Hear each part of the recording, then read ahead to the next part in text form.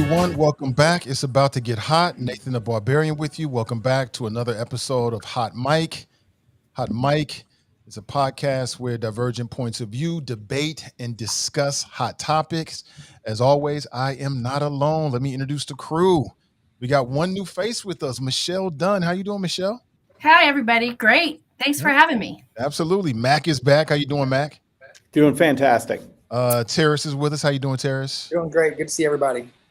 Phil, aka Sexy Phil. How are you? I should tell Tarris that Ken Kober, the FOP president, on Friday said he really missed you. He was disappointed that you weren't available to, have an enlightened discussion with him. He was pretty let down. And you know what? When I was playing pickleball, they got that with all my pickleball friends. They were like, "Oh, Ken Kober," and I didn't have no rebuttals for him. So check for him.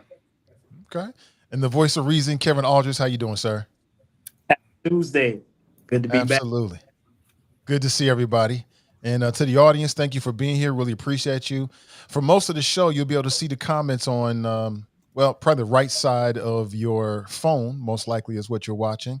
And I want to say good afternoon to Jerome and Pamela and Steban and Pat. Good to see everybody. And hope you're doing well. Please take a second to like and in particular share this.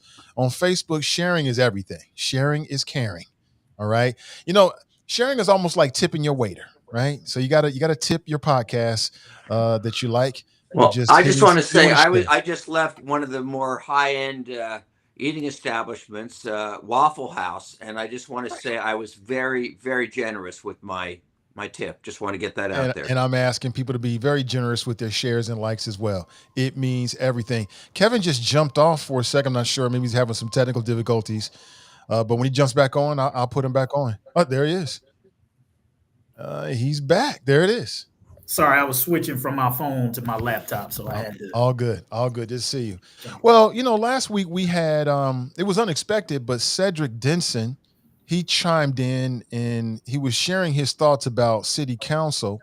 And then since then, I kind of read about some of the Republican endorsements, and there's a wide council field. And I think most people know that it seems like the Democrats have had it on lock in terms of their endorsements.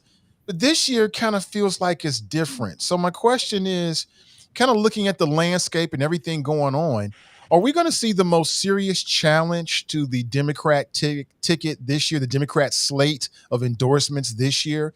And do you predict that there'll be anyone who is currently on council who might be running for reelection who will not be reelected? Can you see any Republicans being elected? I'll leave it to the to the crew. What do you think? I think that yes, I think there's a high likelihood that at least one and maybe a couple of folks who are currently on council right now won't make it back for reelection. I mean, you've got some proven names who have been on council before. You've got people like Christopher Smitherman running, Lakita Cole. Of course, we have our guest who has run for council a few times in the past, and we also have a slate of charter committee candidates as well as Liz Keating, who's been on council before. Now, I think it's tough always in a blue and Democratic city for a Republican and maybe even some of the charter right committees members to win. There's a part of me that wonders if they don't cannibalize each other to some degree and make it more difficult for more than one of them, if not one of them, to make it on city council. It's a much wider path, I think, for a Democrat to win in Cincinnati than it is for a Republican or a charter candidate to win. I think their pathway is much narrower. And I think the more of them that there are in the race, the more they kind of dilute their own voting pool. So I think it'll be interesting to see. I mean, it'll definitely be an interesting race. There's no shortage of issues that we have coming into it. And I think there are a lot of council people who are currently on who are fighting some demons from some decisions and choices that they've made over the course of this term. That might be a challenge for them to overcome. So I wouldn't be surprised if anywhere from 2 to 3 people who are currently on council don't make it back. Feel free to jump in, anybody. Well, I'll jump in. Some of you might know my former name was Dillingham. So, yes, I was on the ballot a few times myself. I ran twice as an endorsed Dem, and then the third time I did not get endorsed. So I experienced both sides of that running, as a Democrat, but not having the party behind me, so to speak. A couple of my observations are, one about being endorsed Republican. I think that means something a little bit different these days. It wasn't too long ago that, somebody like maybe Steve Gooden would have maybe pursued the Republican endorsement. I don't know why he might not have, but, the fact that Republican is so now enmeshed with Trump MAGA and all the things that now means to some people might want to distance themselves from the Republican Party. I don't know. Running as an independent has always been a thing in Cincinnati. In fact, we have, I think, more registered independent voters than we do Republicans or maybe even Democrats. We have lots of independent voters in this city. Other thoughts I have is that the Democratic Party slate is incredibly weak this cycle. This was the first time, I think, maybe ever, that we had all 9 seats occupied by Democrats. And yet the values that Democrats hold dear that we like to talk about all the time, like affordable housing, civil rights, equality stuff, education issues, healthcare. I would challenge people to think, what has this 9-member all Democratic council done for you lately on some of our top core values? And I suggest that there are some challengers who are saying they will do a better job. People like Lakita Cole, even Christopher Smitherman. In fact, Smitherman did quite a bit for Cincinnati Public Schools when he was on council, working with us in the revision of the CRA deal, right, around tax abatements.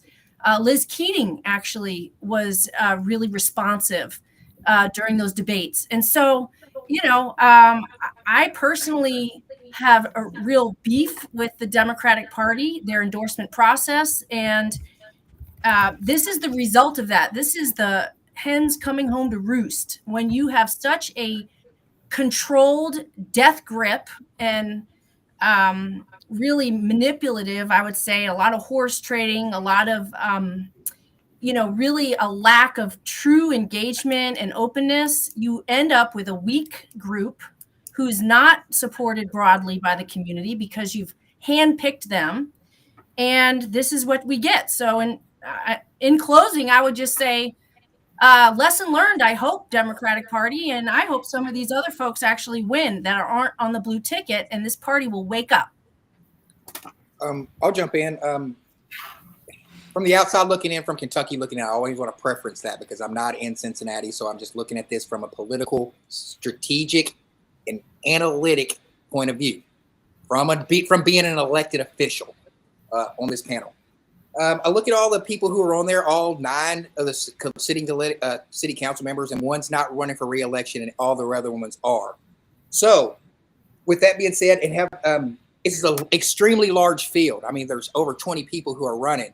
So, like in the ability tonight for the 9 or 8 people running for re-election to get in front of those 18,000 petition signers for the Hyde Park development project, that they first, like I would have done if I was as a city councilman, I would have went along with the developers. I'm just honest. So when the citizens did exactly what they needed to do, formed together as a community, got the signatures that they needed to get, and they permitted that to the city council at a very great time for the city council, because now they'll have the opportunity to go back and give contingencies to the people, the Hyde Park residents. So that's 18,000 votes right there. If they got 18,000 signatures, that's 18,000 potential votes. So as a city council person that's going to have their attention right now, I would be talking to every last one of them, saying, hey, I'm your candidate. If you want to get things done, you've seen how we slowed the process up of this Hyde Park thing and we backed up a little bit on it. Those are the people who I'd be going at. Because when you look at the Cincinnati map as a roadmap for a Republican to win, I look at every time I look at the Cincinnati map or the voting, it's the outside is all Republican voting and the inside is all Democrat. So if the only path that I saw for a Republican to win is to get in that inside, the Hyde Park area where those independent voters live, you know, like into that part, even over in the Walnut Hills part where the JD Vance is living now. And there's a lot of people who don't like him, but there's a lot of people that do like him and jump on it. So if a Republican wants to win that for name recognition, and I got to give a shout out to Stephen Pryor for grassrooting it and Kevin Farmer for grassrooting it. That's how I won. I got there out in the street. I had a megaphone. I was talking to people. I was shaking hands. I was going to meetings. I was everywhere. Social media presence. And my city was a little bit smaller over in Kentucky, but it worked, and I like to see them doing it. So I'd like to give a shout out to Stephen Pryor and Kevin Farmer. But the only way a Republican's going to win besides the Smitherman guy is they got to latch and attach on to Corey Bowman and be everywhere he's at and try to get the crumbs of votes off of what he's going to get, because he's going to get, let's say, 15,000 votes. If a city council person running for city council gets 15,000 votes, they're on that council, just a matter of sheer numbers. So that's the strategy that I would take, and that's my opinion coming from the outside looking at it. All right, Mac, Phil, what do you think? Well, I don't think 15 is enough I think that this being a mayoral race too is going to mean the turnout will be a little bit higher. My sense, and I think I agree with Kevin here, that the challenge for the Republicans and the Charterites, who I think are the main, sort of opponents for the Democratic slate, is the tendency to cannibalize one another. The Democrats have this advantage, right? They've got this, solid organization in place, which is really key when you're talking about early voting, right? You got people who are organized and getting people out, for weeks, not for a day. So that's a real advantage. The other is the simplicity of the message, right? It's a Democratic message, and as Michelle talked about with, in the age of Trump, that's often enough to get people to vote party line. So, they're handing out that sample ballot with 9 Democrats on it. And so they've got some simplicity there. The challenge for all the Charterites and the Republicans, one, for the Republicans, there's not that many Republicans in the city, and so their brand is not going to be one that's going to drag a lot of people across. Probably they've got to individually present themselves, right, and trying to break through individually during a mayoral race with 28 some plus candidates on the ballot for city council. You're not an incumbent. That's very, very, very difficult. The path I would see of least resistance is probably still not a successful one, but I can't help but notice that there are 5 folks from Charter, and there's 3 Republicans, and then you've got Smitherman. That's a slate of 9, right? If you run on a change platform that allows you to just focus on, we have a platform to things need to be different. I think that's probably the way I would approach this, because I think individually trying to present yourself, other than Smitherman and maybe Liz Keating, it's going to be very hard for anybody else to really have a shot. And then so maybe if you run these individual races, maybe Evan Nolan, maybe Ryan James, the least experienced too, right? In terms of one being a non-incumbent, one just having replaced Tarris. Maybe you pick them off and get 2 seats on the council with Smitherman and Keating, but it'd be very difficult to bring anybody else over. And a 7-2 number. I mean, there's a voice there, but you're not going to be able to get anything done. So, an alternative way to think about it is, how do you run a change ticket? How do you pool your resources and organization to have a singular message, a singular bipartisan or tripartisan message? I don't know if anybody's getting interested in something like that, but that's probably the only hope I would see to have anything more than 2, and more than likely you still probably end up with 9 Democrats, just given the power of that ticket. Phil, what's your take? What do you think? Well, gentlemen and lady, I am a part of an extinct breed, extinct species, Republican on city council. It no longer exists. Okay.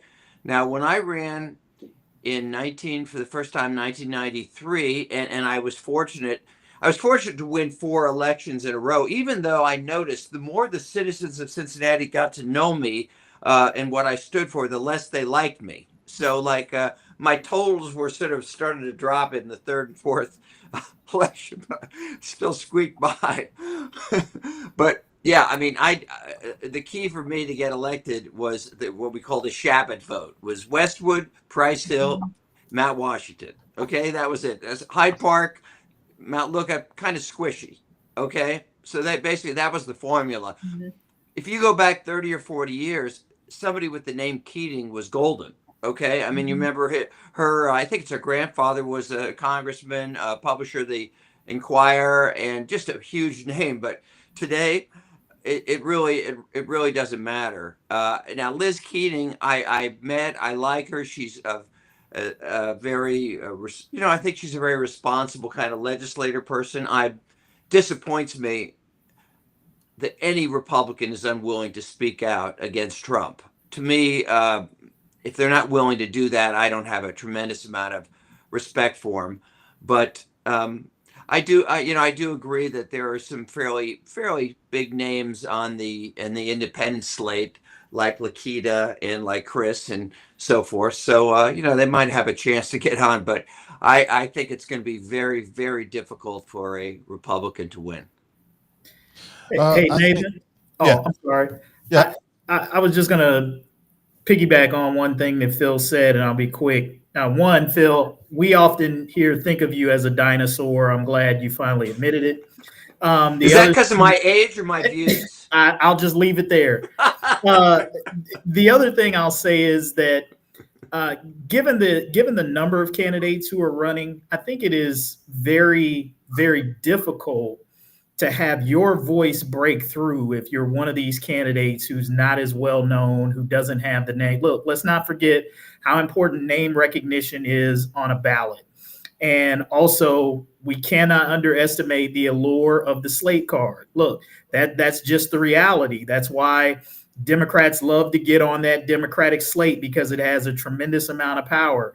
So those are two things that you're having to overcome if you are somebody who doesn't have, solid name recognition and you're not in that slate. It's really hard for your voice to be heard in a slate of 20 plus candidates. It's tough to break through under those circumstances. Yeah, absolutely. For me, I would not be surprised if you see at least two incumbents who don't get reelected. Wouldn't be surprised to see that. Wouldn't be mad if a Christopher Smitherman, certainly would be mad if a Lakita Cole get back on council. I'm starting to think that maybe having a solid Democrat, or if it was a Republican, a solid Democrat city council is not really as advantageous as it sounds like. I was looking for them. I'm not saying they did a bad job, but part of me was looking for them to do bigger and bolder things, be more present. I didn't really see that. It could be their fault, could be my fault, could be both. Wouldn't be surprised. In fact, I want to see that. I want to see some new faces on city council. I wouldn't be mad if the voters took a chance on some people who have no political experience whatsoever. My mentality these days are, why not? Why not? I see people running as Black Republicans. Why not? I see people running as charterites, independents. I think, why not? And I think to myself, could they really do any worse than what we've seen on city council? Again, not to say that I think the city council has done a bad job. What do you think is the number one issue? Is there a number one issue that's going to be driving voters for city council? I always relied on the crime issue. When I first ran, what got me elected was I had this separate initiative on the ballot, which they called the Hemlich initiative, which obviously didn't hurt me, name ID. And it was basically to add 200 cops, just like Ken Kober was suggesting. And I think the crime issue, especially whether we agree or not with all of the attention to it, with what happened downtown, with the murder, a couple murders we've talked about, and over the Rhine and so forth, I think the crime issue, again, I guess I would say running as if you're trying to get on as a Republican, or to get what I call the Shabbat vote, I think the crime issue is probably your best bet.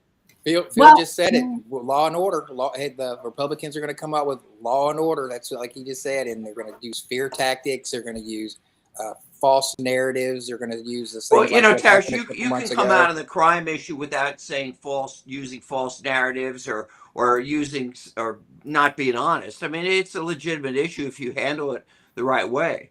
Yeah, if you handle it the right way. But history has shown us, Phil, over the course of time, as we always talk about, you can go all the way back to 1800s with Wilmington and with the anything that has to do with how white people are supposed to do the right thing, especially white men, they don't do the right thing. So why should we expect them to do the right thing here right now? And I'm a Republican. I'm a Republican, Phil, and I'm the Republican. I'm saying I'm agreeing with you. I'm saying like the Ken Cobers and all those guys are fear mongering and using the Republican. That's why they're going to lose. Because if they would have took if they would have took a different approach, they might would have had a chance. But since they took the fear mongering, just like you did, just like you said it, Phil, you said it. You don't even have to.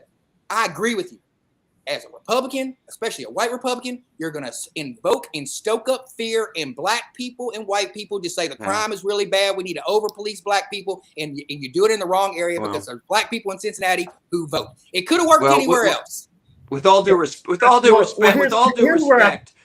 in the city of Cincinnati, because it has a high African American population, if you run on a kind of like a Vance type thing where you're kind of suggesting it's a black-white thing, you don't have a shot. Okay. Exactly. I'm saying the same thing. When I ran my highest, which was like I ran second to Roxanne Qualls in 1995, I had the teen curfew that I had initiated, a bunch of other things like that, and I ran for a white Republican pretty well. For a white Republican in the black community, because I expressed concern. I went on the law and order issue, but not in a way that was inflammatory or racist or anything like that.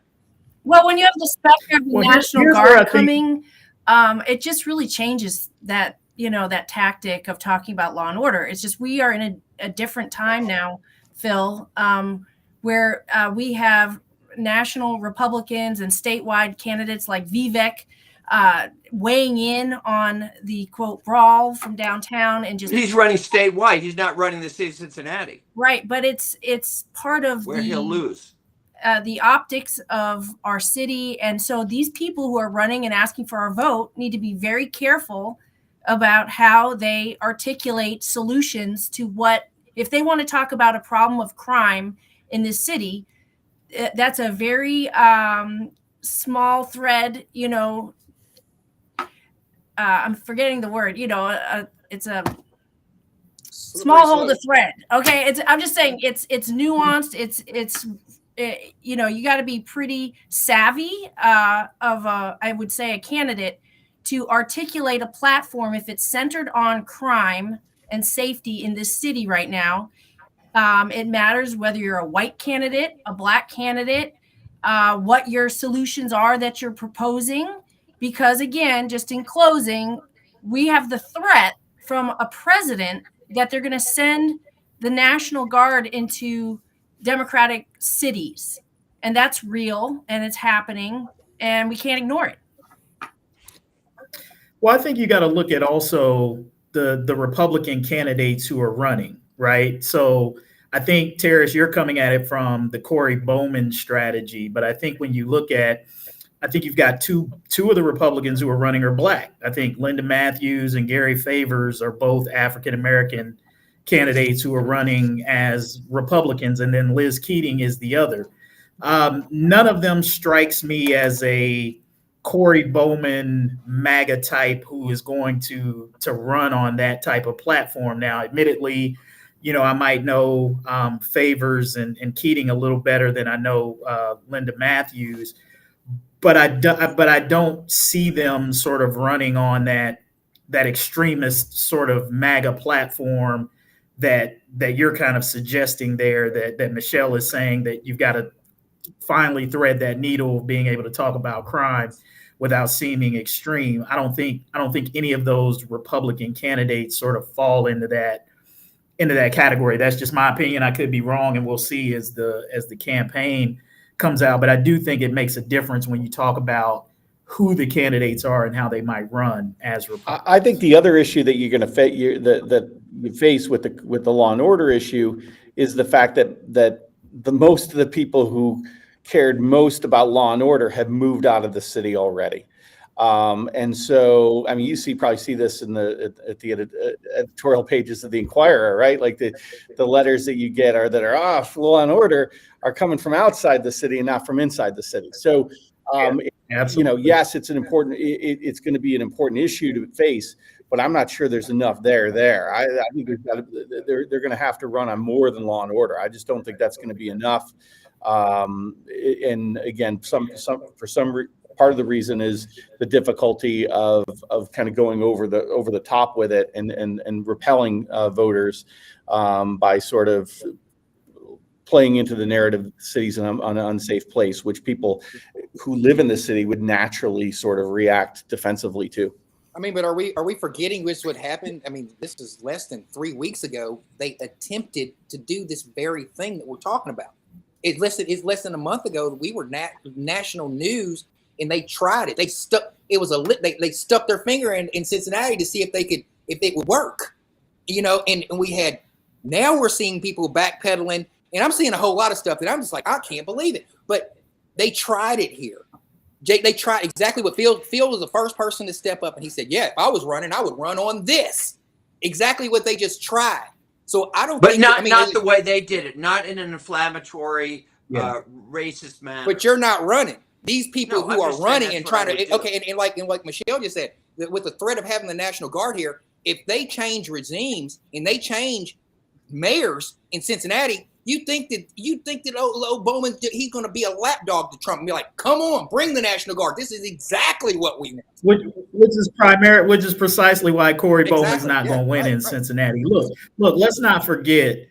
I mean, for a Republican to be elected mayor in this city, and I'm not saying that AFTAB hasn't had some self-inflicted wounds, but you're talking about, a city that's close to 50% Black. I don't know exactly what the percentages is. Nobody is going to invite a Trump lapdog in to be the mayor of Cincinnati. Let's just say that. Don't start drinking the brawl Kool-Aid and the hard on crime type stuff. I mean, look, I'm just telling you, this is a Democratic city.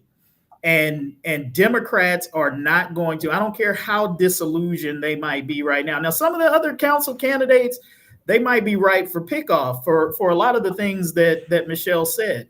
There's still an issue about affordable housing in this city. I don't know that this city council has attacked that adequately. There's the question of many neighborhoods in this city are frustrated and feeling like this council doesn't listen to what they want to do. If I'm one of the opponents that's trying to break through, I'm stroking those chords all day long. This is a very inexperienced city council. When when you talk to them individually and you ask why hasn't there been movement on this? Why aren't we working on this? They will typically blame the mayor and say, well, AFTAB's not supporting that right now or whatever. And I'm just like, these people literally do not know how this works. All you need is 5 votes, right, Phil? 5 is the that was when I was on, but now you got the veto, so it's a little different. Well, do they have a mayor council vote, or is it a mayor council? When I ran, 9 members had equal 9 power, members. but The then mayor we did not voted have a a vote. semi-strong mayor. These folks are completely. I really think it's inexperienced. They do not understand the power that they have. There's no community pushing them, it appears, or to compel them to move on some of these things. They're listening largely to 4th Street, which I call the business community. I mean, they're literally got in those seats thanks to the developer community. There is no pressure, it appears, in any real organized way to get them to move on issues important to neighborhoods. The biggest issue I can remember in the last year was the snow plows, right? Oh my God, we got to buy another snow plow. Is there money for a snow plow? But you know what? That's important. People need to get out of their driveways and go to work and be safe. I mean, this council is just to me, really a huge disappointment. Half these people, and I'm someone who pays attention. I typically don't remember who these people are. I forget who's on council. I forgot that Victoria Parks was on council until she made that comment on Facebook. We should not be forgetting who these people are. They have a massive platform. They could be doing all kinds of things. I don't care if you don't have 5 votes. Elevate the issue. Talk about it. Have hearings. You know what I'm saying? Like, what have these people been doing? Now, all of a sudden, there's a strike at UAW. They all want to show up and get a selfie. Where are you for labor the rest of the year? The rest of the 2 years or the 4 years you've been down there? I mean, what are you doing for labor other than showing up to strike lines for a selfie? It's disgusting. I mean, I'm frustrated. You know, really, everybody should be. These people haven't been doing anything. I think all of that is fair, quite honestly. I'm glad you're here, Michelle, and you said what you said because, you know, you're echoing some of my own feelings. Outside of a few, where are you? I mean, every once in a while, I see you posting something on Facebook, but where are you? Like, I'm someone that it could be considered a micro influencer. This is not about my ego, and we do a podcast. You know, I should be getting email updates from your staff about what you're doing. That's just how it goes. I only get that from a few. The rest are like, that don't matter, that don't matter. And it says something to me about how serious they are and how connected they are, even in the city. That's right. It's not about my ego. It's about using the tools in your locale that's at your disposal. It's and only a few do that. And I'm like, 101. where are the other people at? What are you working on? Yeah, like Anna Albee, you know, shared with us, well, I have this whole initiative with the city on violence. I was like, I've never heard of it. Well, it's on the website. And I'm just like, okay, so, but when that article was published, right, somebody wrote an op-ed, like, if this is such a big commitment from the city, why did we hear nothing about it during the press conference? If it's an investment in gun violence prevention, why aren't we hearing about this initiative that we sank all this taxpayer dollars into? So again, it just tells me that you don't get how to do community organizing that is necessary in politics to elevate the support that you need to push your colleagues to get those 5 votes, to get things done that you want done. You know, I mean, where's the initiatives? Where's the blue ribbon panels? Where's the audits? I mean, things are happening. It's not like everything's great here, right? It's just we have a council that seems to just not understand how this all works, you know. And go ahead. Yeah. Well, and I'll point out that I think that the idea of not just a super majority, but a 100% majority of the seats. I mean, you go back to 1925, and the most any one party, whether it was charter or Republicans or Democrats, had up until about 10 years or so ago was 6. Right? There was always, you know, another party that had 3 members. Now, sometimes they could work together, sometimes they work against one another, but there's a tension there, and that tension's been lost. Right? We had 9 this time around. We had 8 before that, a few years, but before that there was 7.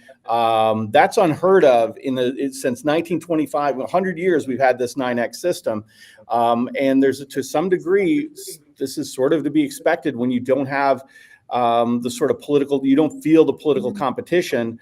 The party tends to defer to the mayor, tends to the city council doesn't feel like they need to exercise that power because they could do anything they want, but that requires you to do it, right? And when you feel the heat from another party or from another candidate, that's the sort of thing that sort of lights a fire under you to sort of set aside some of your differences, some of the objections to actually move things forward. Oh, absolutely. And then the other thing I'll say is, you know, we talk about, you know, so there's a responsible way of talking about crime as a candidate, and there's what I would call an irresponsible way of talking about it. And quite frankly, we live in a world where those who speak irresponsibly get all of the press. You pay attention to it. You know, somebody comes in and they talk about the nuances of how we deal with this and how we need to make investments and after school programs. People say, oh, nah. But if you come in and say the mayor doesn't care and Democrats don't care and crime is out of control, people pay attention to it. So for those on city council who take the nuanced approach, they'll probably be forgotten. Sad to say, but that's the world that we live in. And those that take the irresponsible route will remember them. And that's the reason why Trump and J.D. Vance and others have made the statements that they made. They get so much mileage out of it is because that kind of irresponsible rhetoric travels much further than responsible rhetoric. It's just the world we live in, unfortunately. Yeah, nuance don't move the algorithm, okay? And I think that's what, again, I always talk about just being savvy information consumers, voters, news consumers. If you live on social media, which probably, I don't know what the percentage is, but it's a sizable number of us, you've got to understand how that algorithm manipulates what you see. And as you said, the most extreme arguments, not nuance and reason, those things do not move the algorithmic meter that's going to have stuff pop up in your feed that's going to get your attention. And these politicians know that. These people who work for them know that. That's why they say the outrageous things that they say, because it gets views, it gets ears, it gets eyes. And so I agree with you 100%, Nathan. If you try to take the nuanced path, and it's sad to say, in these days and times, you are not going to cut through. Right now, for Democrats, you could be railing you could be getting earned media every day of the week based on what is going on at the national level and the state level. If you're a Democrat, you should be publicly, screaming from the top of the hill, the sky is falling. Our safety net's about to disappear. Our public schools are about to be, if Vivek wins, that's it for public schools, okay? He wants to privatize everything. I mean, there's endless things a Democrat can be talking about. Michelle, it's music to Nathan's ears, what you're saying. I'm just saying, where are these people have platforms, they're not using them. They're not saying anything about what people care about. And that's why they're going to be forgotten on election day, I hope. And they don't deserve to be there. If you're not going to be there representing the people and making government work for the people, then why are you there? Because if I see one more selfie, like really, that it's just frustrating as a constituent, right? I'm sick of seeing your face on Facebook with selfies. I want to see some action. Where's your legislative agenda? When Nathan was doing this a couple years back when I ran, he had a whole thing on the Black agenda. What's your agenda for Black folks in this city? What is it? What's your plan? How are you going to improve our lives? How are you going to close the gaps, right? Show us what you're working on. What are you working on? Well, what committee are you on? What work is your committee doing? Really, we've got to have a higher standard for these people. We're electing them. We're paying them. They should be working for us, right? Yeah. I agree 100%. I'm sick of seeing selfies as well. I see it on Facebook. I'm like, this is meaningless to me. Right. This is meaningless to me. I don't care about this. And I agree with you. It's like, there's nothing wrong as a city council member talking about what's happening at the state level, right, and then juxtaposing it and comparing it to what you're trying to do here in the city. And you're right. I don't see that. I think it comes down to complacency. It was my biggest fear about the Democrat supermajority, is that they would become complacent. And to me, it was a great opportunity to set yourself aside. I want to see the big ideas. What are the big Democrat ideas? It may not work. You might get squashed at the state level, but at least put it out there. And I have not seen enough of that. Well, that's because these people are bought and paid for, essentially. I mean, this party did not even want to endorse the 50-51 No King's Day movement that happened here. Thousands of people showed up. Of course, all these electeds showed up and took selfies at the march. But did you see this party or any of those electeds promote the event before it happened? No, you did not. Can I say something about what she's saying? Like, if the candidates that are bought and paid for, if you're trying to promote something, there's a big bucket that let's say if somebody's posting content, there's a trillion pieces of content that goes out every single day, every single hour, every single minute. So in order for you to hit a blip, you gotta post 10 times a day, every day. And a lot of people are not, they will not do it. And the party, whenever, like when we talked about on this content and this podcast several times, they're like, and I'm like, TikTok is very efficient. Oh, you get your stuff. This is months and months ago. Now they're saying that TikTok is very efficient, but then I'm like, in order to get a TikTok following, you got to post 8 times a day, 2 hours this time. You got to hit algorithms to get a part of the ether. But nobody, like Nathan said, I feel like there's a lot of complacency. To get an op-ed. Listen, Kevin Aldridge, how hard is it to get an op-ed published in the Cincinnati Enquirer It is not that hard. I think everything I've ever written, thank you, sir, you've published. If it's, well written and it makes a good point. He even publishes the stuff by me, so he's open-minded. Right. It's That's not a strike. that hard That's a to strike get right there. earned media in this city. This is a small town. I always say it. You could stand on the corner and get some news to show up at a slow news hour. I did it myself when I was a candidate. There was a shooting. I stood there. I talked about gun violence prevention. This is like 12 years ago. I'm just saying, these folks are not doing anything because they're in safe seats, and that is the problem with these folks and this party. And yeah, somebody in the comments mentioned, oh, don't talk about Jan Michelle and Scotty. Okay, those are two individuals that I think have been doing some good work on council. But again, they appear to be in a minority, and I'm not sure if they really also are flexing their muscle like they really could be legislatively. You know what I mean? I'm just not seeing any motions. Look, I worked for a legislator, David Crowley, many years ago. The man was prolific. He was constantly putting forward motions, putting forward resolutions, ordinances, environmental justice, whatever he could do, he was pushing to improve. And that's why there's a street named after him in Mount Adams. He had great respect from the community, from every part of the community, because he worked his ass off. Well, the street might be named after him because he had a good bar there, but that too. I would also say that there's a balance between being an effective legislator and just trying to get your name in front of in the press. I mean, and I served with some people whose names will not be mentioned, who literally would constantly be sending out every kind of press release they could, every kind of motion just to get their name in the paper. And I just say that there's a balance there between being active and effective versus just trying to get yourself in the media. I hate to say this, but I think Phil's right. This is the first time, but first time I I'm agree right, with or that. first time you thought I was right? I think don't fair. answer. You don't have to answer, Matt. I think that one of the things that's happened is that we've seen a change in the media environment. So, before you actually had to do stuff to get your name in the paper. You had to do stuff to get a story on the radio. Now you can get your name out there doing nothing, accomplishing nothing. And at the very end, yes, Phil, I think you're right that a lot of that stuff, motion this, doing this, it was performative and a lot of it didn't go anywhere, but it was still in the real world of the legislature. And on occasion, things would actually, you'd capture an idea that actually had legs and would go somewhere, but it was in an arena where something could actually get done. Now, a lot of the candidates, and unfortunately, a lot of the legislators, this is not just a problem for city council. You feel like you're doing stuff, but it's all, ephemeral. It's not real. And so oftentimes what I think, I often say that we need more boring people in politics, right? We need people who are able to just sort of grind it out.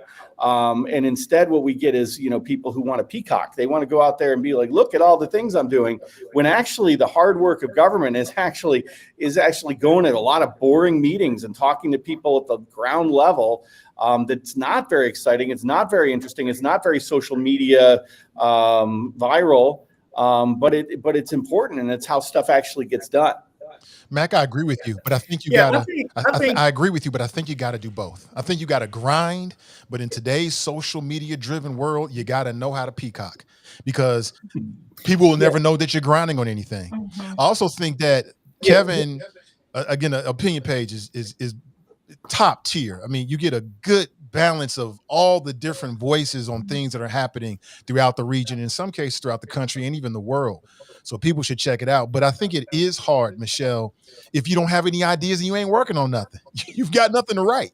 Yeah. But contacting Kevin and working through that process, you're right. That's not hard. The hard part is you got to actually be thinking about things, developing things, and putting things in motion. Yeah, just to touch on a couple of points real quick, Michelle, to your point, one of the things that I always tell candidates, because whenever they see me out, I was out at the rally on Fountain Square a couple weeks ago, and a lot of candidates were out there, and they all approach you. Hey man, how do I get a story in the Inquirer? Let me get a story. Let them do an article on me. And I'm like, look, it's hard to get an article, right? What is not hard is to write an op-ed, right? Where you don't have to worry about it being filtered through a reporter or an editor outside of me who's going to edit it for grammar and obviously check the facts. But that's your ticket through. And I tell every candidate that, and you would be surprised how few take advantage of that. Like, and it may be because of exactly what you said, Nathan. Maybe they don't have anything to say.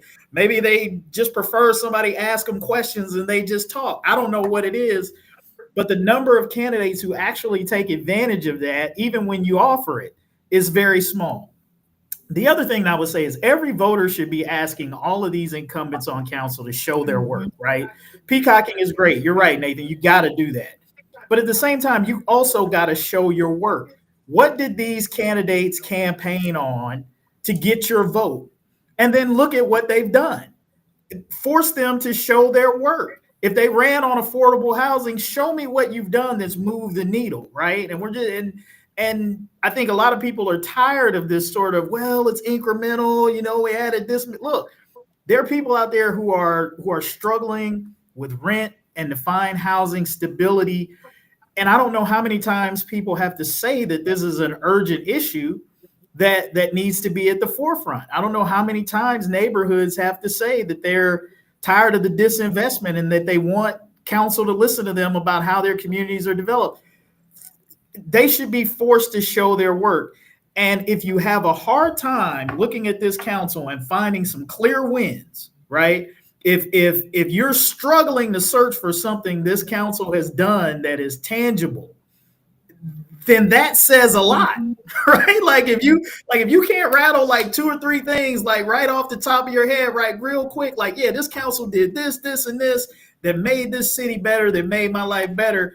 If you can't do that, that's a problem. It was this council, all Democrats and this Democratic Party in this city that would not even support an affordable housing trust fund ballot initiative that was so non-threatening. It essentially was a really basic ballot initiative to simply create an affordable trust fund bucket in which I think they even named a source. It was that source that the bus levy agreed to forego back when the business community was running behind closed doors, that bus levy. They made those folks changed was it the earned income tax? It was some tax with earned income. But anyway, so here you have 9 Democrats in a Democratic Party in a Democratic city, not even willing to support a really innocuous, pretty unthreatening affordable housing trust fund initiative. I mean, that tells you all you need to know. That told me all I need to know about these people. You're a Democrat. We have 9 Democrats, and we can't even get one little thing passed for like meaningful affordable housing development. It's just really sad. Sad for our city. And this is a nonpartisan race, right? There's no D or R or I after these people's names. Yeah, but people know. People know. I know, but you know what this tells me? Are these people even Democrats? What do you stand for? You say you are about labor and unions. Do we have any PLAs in this town at all? Is there any effort to build more PLAs or true community benefit agreements when we have big developments like when we had that stadium built? I mean, where is the energy around, job creation? And you want to say you stand with labor, you stand with unions. Well, show us the money. Where is it? Where's your legislation that you have done? This is what Equality Cincinnati does. The LGBTQ plus folks, they have a really good endorsement questionnaire. You know what they do in their endorsement questionnaire? I know because I filled it out.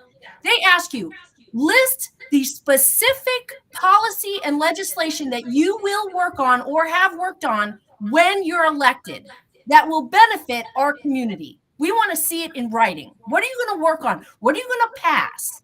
What are you going to try and pass for us? They put that in black and white. It's a great question. What are you going to do for us when we elect you? Right? Michelle, what's a PLA for people? Project labor agreements, something that the statewide Republicans are right now trying to move through to put a moratorium on in Ohio, where Ohio projects publicly funded won't even be allowed to enter into project. Yeah, which drives up the cost because they fix the amount that the labor gets for it. It's not necessarily. It's not a cost. It's called wages and benefits for well, working wages, people okay, of but Ohio that pay you their know, taxes. well, I never supported those, and I would support wages, them today. you know, cost for who? These are public tax dollars, right? Yeah, that's Those exactly tax right. dollars Cost for the go to public. wages that then Yeah. go to our libraries, our hospitals, our mental health clinics, and our schools, right? So that argument's not going to work with me, Phil. Well, I know it's not going to work with you, but I'm just saying that we're off on a tangent now. But Well, no, we're in a good spot. but listen, no, this isn't a tangent. This is the kind of debate that these Democrats at City Hall should be fighting. I would agree that us. Democrats politically need to vote for him, and you know, no question about that. I'm just from a saying, political these standpoint. Democrats don't even know what a PLA is, probably. Right? Shame on them. You So, want Phil, to what- help these on a strike line? You should know what a PLA is, and you should be fighting for it for working families in this state and in this city. We've given these people a pass. So, Michelle- I am not someone. Thank you, Nathan, for the invite. You know, when I come on here, I am not giving these folks a pass. I don't care. You call yourself a Democrat. Show me. Nice. Love it.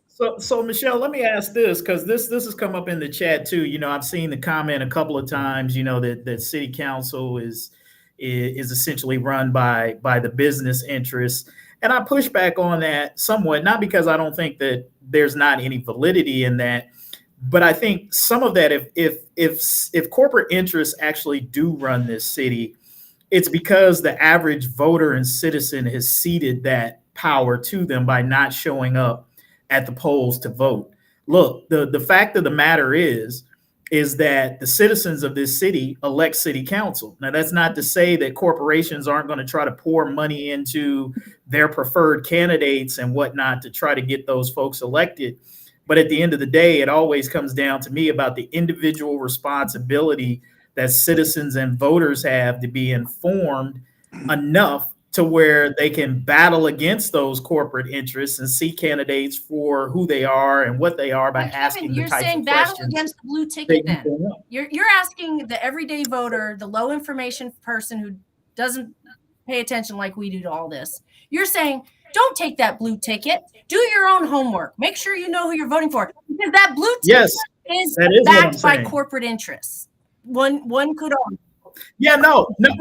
I'm saying low. We can't afford to have. If you're serious about change in Cincinnati and wanting to actually elect leaders who are going to make your life better, you can't afford to be a low information voter, right? Like I feel like we let the low information voters off the hook, right? Like the low information voters are the ones who keep the corporate interests propped up by just taking the slate that if what you're saying is that corporate puts the slate together, it's these low information voters that are allowing the corporate interests to continue to run the city. So I'm saying that there has to be more expectation put on voters to educate themselves, to ask the kind of questions. Because I'm wondering, like, where is labor?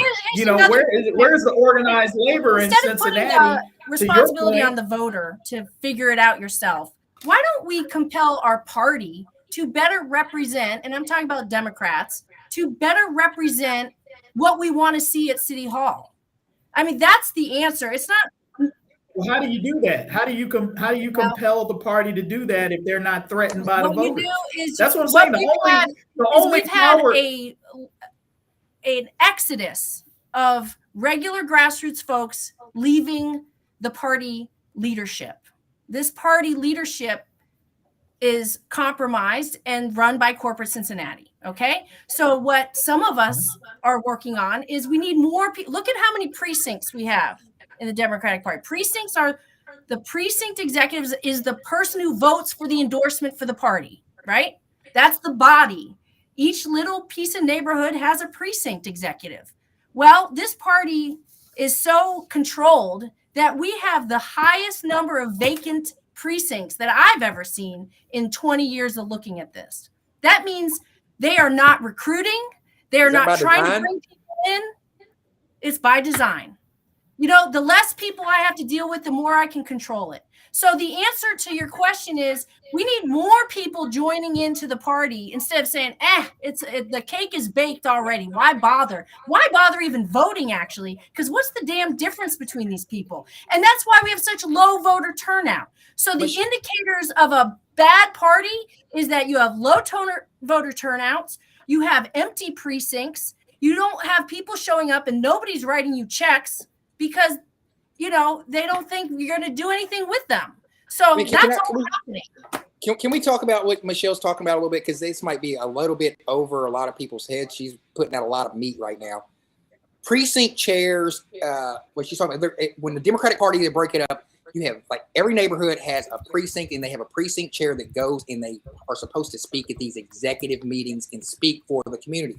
And those are the people who endorse candidate. When the Democratic Party say they endorse a candidate, they endorse a candidate supposedly from the words from the endorsements of the precinct chairs. So if you got 30 precinct chairs, I'm just saying if you got 2 or 3 precinct chairs that are vacant, you're missing out on all those opportunities, is what she's saying.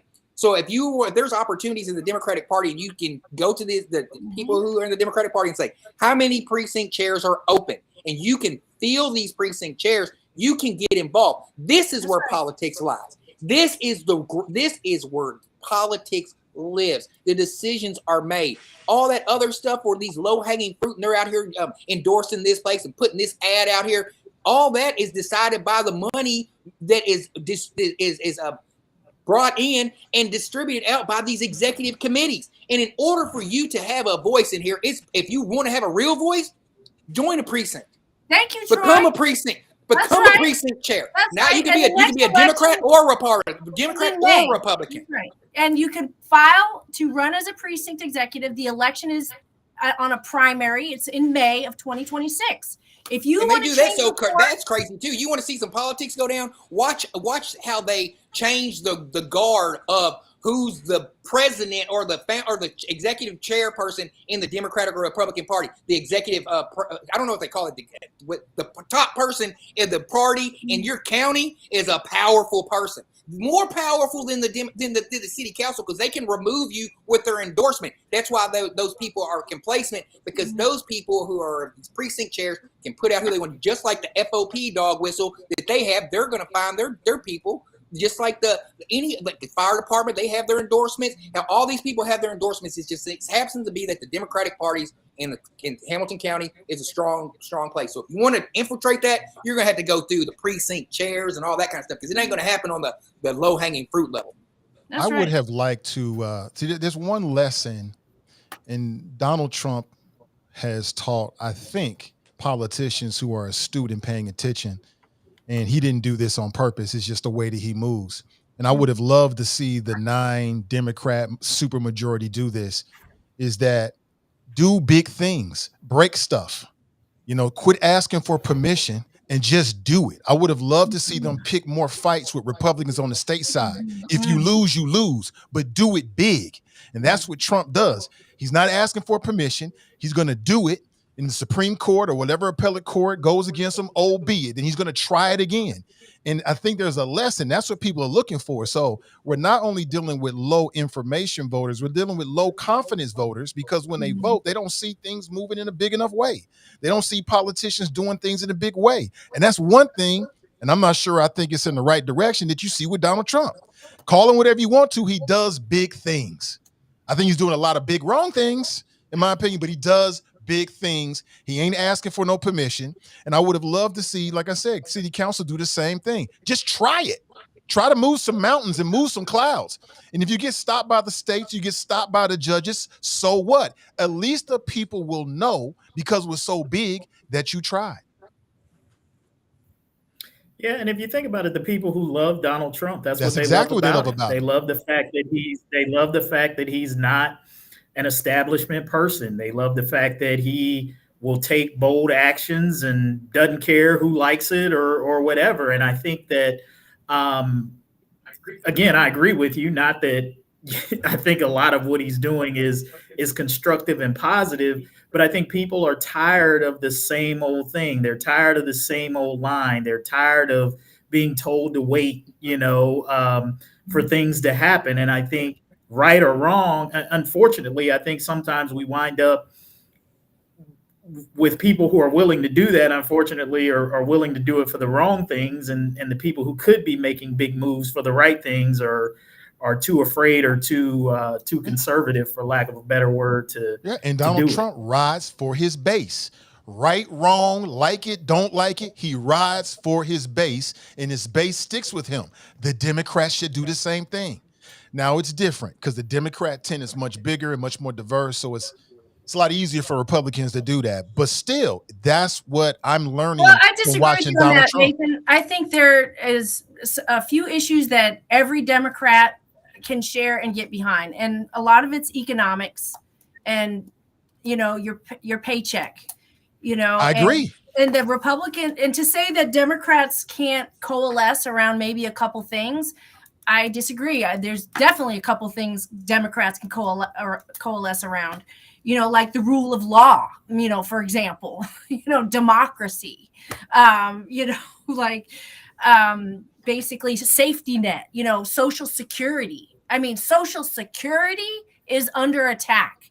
That is, every voter over 50 years old is going to say, F that. I'm voting for the guy who's going to save my Social Security. I agree. I mean, So it's going broke. It's going broke, and it's helping bankrupt the country. I'm not against Social Security. It's not going broke, and it's not. Yeah, it is. It's I think 1934 it runs out. Medicare, even worse. That's a big. Now, I'm not saying that we shouldn't fund those things, but let's be realistic and admit that if you actually ever want to balance the budget and cut back on the debt, you're going to have to do some kind of reforms, and that might include increasing maybe taxes. We should cut off Elon Musk. Maybe we should cut off Elon Musk subsidies as a start.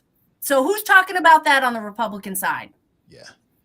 This is just like the public school system. We don't need to be lectured about. Let's make this make sense. Are you kidding me? All the spending. We just gave $170 billion to ICE. So we don't need to be lectured about. No, I'm not disagreeing. I don't disagree with that at all. But the truth of the matter is, when you look at the federal budget and you look what the biggest categories are, okay, the ones, in other words, anybody who's fiscally responsible or knowledgeable would say that given the amount that goes toward entitlements, even if we cut back on all the crap, which I agree with you on, ICE and stop the tax cuts and everything else, you're not going to be able to get the nation on a fiscally responsible course unless you make some modifications to entitlements. And don't worry about it happening, because nobody wants on either side wants to say that and do that because they know it's a loser politically. Hey Phil, let me ask you, why is Social Security called an entitlement? Don't we pay into Social Security? How can something that I put my money in and I'm expecting back be an entitlement? I think I am entitled to my own money. I agree with you. And the ripoff on Social Security goes back many years, because it used to be a fund, Social Security fund, and it's supposed to pay off, but the politicians of both parties kept stealing money from it. Well, Reagan messed that up. So now, unfortunately, it's going to be broke in a couple of years. Well, that's not the ripoff. The ripoff, one of the ripoffs, the biggest ripoffs of Social Security is the fact that somebody like Elon Musk only pays up to $172,000. Okay, that's a reform. That's what I mean by reform. If you do that alone, if you do just that alone, if you take that $175,000 per year cap off, you can protect. I agree. That's a reform. You can protect Social Security for the next generations. That's right. So that's the only reforming entitlements. So it's actually solvent as long as we properly make everybody pay their fair share. Make the rich people pay their fair share. We got to make the changes. We don't have to argue about it anymore. But the Republican Party doesn't want to make that change, because much like what they're doing with the public school system, they want to destroy it and then turn around and say, see, it doesn't work. I'm happy to talk about that article you sent around, Nathan. I want to get straight into it because I'm all ready for it. Absolutely, because Michelle said something earlier. She said if Vivek becomes governor, she fears for the public school system. And I've been reading about what's happening to the public schools in these various Republican-led states, and it's not good. And so I'm fearing and I'm thinking, what is the future? If you were somebody in the inner city, can I get the question now, Phil? First, Phil, you might think it's very good. I want to hear I want to hear everything you have to say, but let me get the question out for the audience. So the question is, I wonder, what is the future for public schools in the state of Why Ohio? don't we be concerned about the future for education as opposed to future for public schools? It's synonymous. They're synonymous, Phil. What isn't it important we educate kids as opposed to we got to put Yes, money Phil, in public schools? it's important I that don't we care. educate. I want I'm the going to best answer that question. education. I'm going to answer Phil's question, because here's the appropriate question is yes, we care about the education of all children. And to your point, Nathan, earlier with the Elon Musk and all of that, the Republicans are taking care of the people who butter their bread, which are corporate interests. Like, they want to privatize everything because they want their rich buddies to control it and run it. And this whole thing about getting rid of the Department of Education and getting rid of public education is also that more rich people can come in and privatize education and do it the way that they want to do it. They want to eliminate public education so that more rich fat cats can go out there and open these charter schools and make millions of dollars and take your tax money. They're not going to, as much as they talk about getting rid of public schools, you best believe they're not going to want to return any of that public money that's going to private schools right now. They're not going to want to get rid of any of that. And what we already know about private education is that it's exclusive. They don't have to take kids with IEPs. They don't have to take kids with developmental disabilities and handicaps, which the public schools must take care of. So yes, Phil, we do care about education, but it's education of all kids. And we all know where the privatization of education is going to go. It's going to lead to exclusivity. And well, I can tell you this. Nicole Taylor, who kids. is on our panel a number of times, she decided, I don't think she's a fat cat, she had the choice between whatever her local public school was and a private school, and she made the choice to take the voucher. There's nothing wrong with parents. There's nothing wrong with parents making that choice. Excuse me. Let me say something. You guys want to take. I think she also said that they wouldn't. I think she also said. Go ahead, Phil. I think she also said they didn't take one of her kids. Yeah, she did say that. But go ahead, Phil. Let Phil finish. No, I said it. I said Nicole is an example of somebody who, you guys want to take. You always like to bring that up, and there are lots of examples. There are lots of examples of people who are going to be able to take advantage of it, Phil. But you don't want to address what I said about the exclusionary nature. You always want to keep going back to address what I said about IEPs, kids with disabilities and handicaps. Phil, if they decide not to take the kids with answer that question, Mr. Private School. I'm not an advocate for private school. I'm an advocate for choice. Don't shake your head, Phil. Don't shake your head. Answer the question. I will answer the question. The fact of the matter is, there are schools like the Springer School and other private schools that specifically deal with kids with disabilities. And if those kids have a voucher, they should be able to use it at those schools. Thank you, Phil. That's what I was going to say. If the kids, why can't they use it at all schools? Shouldn't all private schools be open to all? No, that's why they're private. No, they shouldn't be open to anybody. For example, if you have a school. And that's why they shouldn't work as a model. Here's the thing. The reason why people go to private schools, usually is because they have, among other reasons, one is safety, not just academics, because they believe that it's safer in some private schools than various public schools. Basis of school choice. Go ahead. This is what this is. This was school choice was founded directly following the Brown v. Board decision that separate is not equal. I don't care what started. I'm talking about the present. Let her finish. And it's like, I want my child to be safe somewhere else. And so I'm going to take public money meant for my public school and take it with me over to a private school. What do you mean meant? Who decides what it's meant for? The taxpayers. The Constitution in Ohio, which is why there's a lawsuit right now challenging the voucher system, says that every child. Supreme Court already ruled years back about the Cleveland voucher program. They upheld it. Look, they're about to lose on this one because it's racist, it's exclusionary, it is religion, it's funding Nicole Taylor, education with public tax dollars. Republicans are supposed to be fiscally responsible. Conservative. What's racist is forcing inner city kids, minority kids, to stay in crime-ridden, poorly performing schools. That's what's racist. Can I get in on this a little bit? Because I want to agree. I want to agree with Michelle and contradict her at the same time because she is correct. The root cause, Phil, of private schools and Catholic schools. That's Kevin's thing, not mine. I love root cause. Is because He's they Mr. didn't want Root their black Causes. kids. That's They didn't want their white kids integrating with the black No, kids. that's So the they history. created I the, get that's it, the but it history. doesn't matter. Let's Let him finish, Phil. Okay, History. let me finish. Let's fast forward to 2024, 2025. I have a son who goes to Moeller High School, and Ed Choice is the reason why he's there. Because Case closed. hold rest on. my case. Let me finish, Phil. Let me rest my finish. I case. got your back. Let me finish. Let me land this plane. Go. Because every child has the ability to have that funding follow them to a school. If they pass the test, why should these kids that live in an inner city who live in a school that doesn't meet the criteria, that has the curriculum that will trampoline them to success from a college curriculum standpoint, why do they have to be pigeonholed into an inner city school?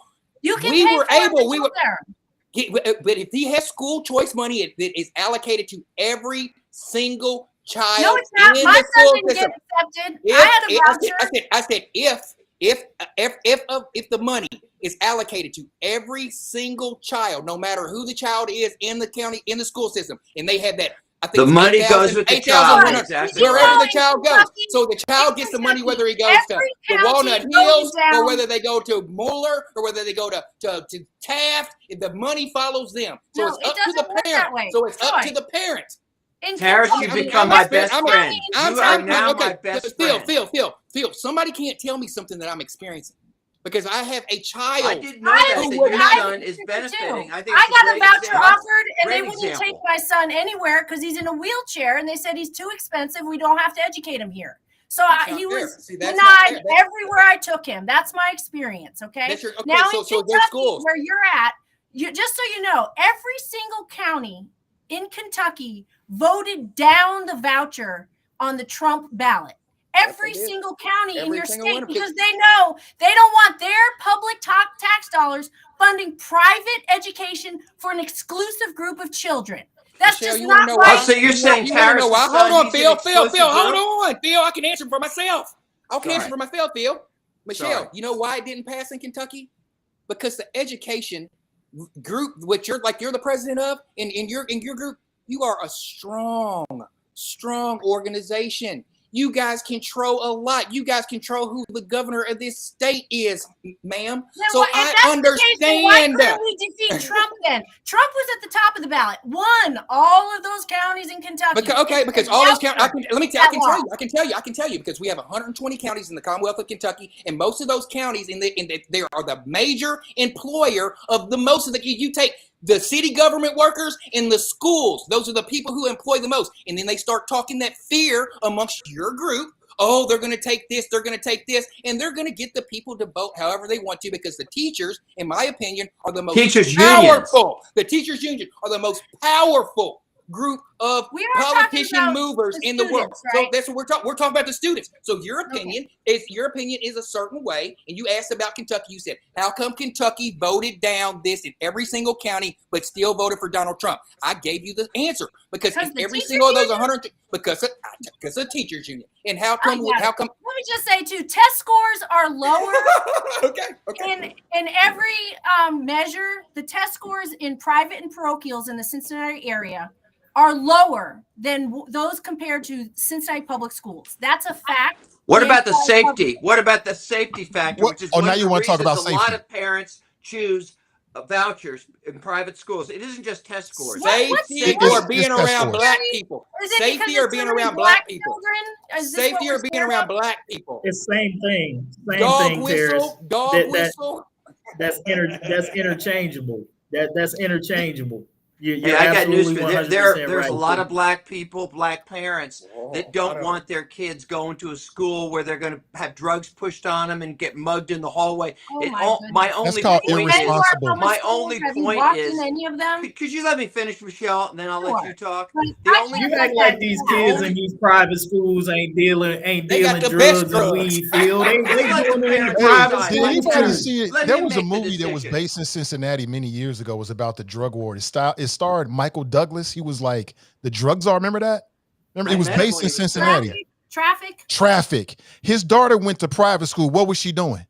She was high on drugs. So please knock it off. Yeah. You know, that's called I'm just saying, irresponsible. let the parents choose But you whatever know what it reason is? they It's, have. it's Let not them make their crime. It's not decision. crime when it It's happens in a predominantly. You want It's to not take the crime when it decision from happens in a Nicole and predominantly Tarris and white everyone else. private school, Nathan. Nathan, you know what it's called when it happens in a predominantly Yes, white youthful private indiscretion. school? It's called a Right. substance abuse Kids will be issue. kids. Boys It's will be called boys. substance abuse Kids will issue, be not kids. crime. Here's what I see happening, and it's very unfortunate because, you know, on some levels, if people want a choice, I have no problem with it, but it comes down to the results.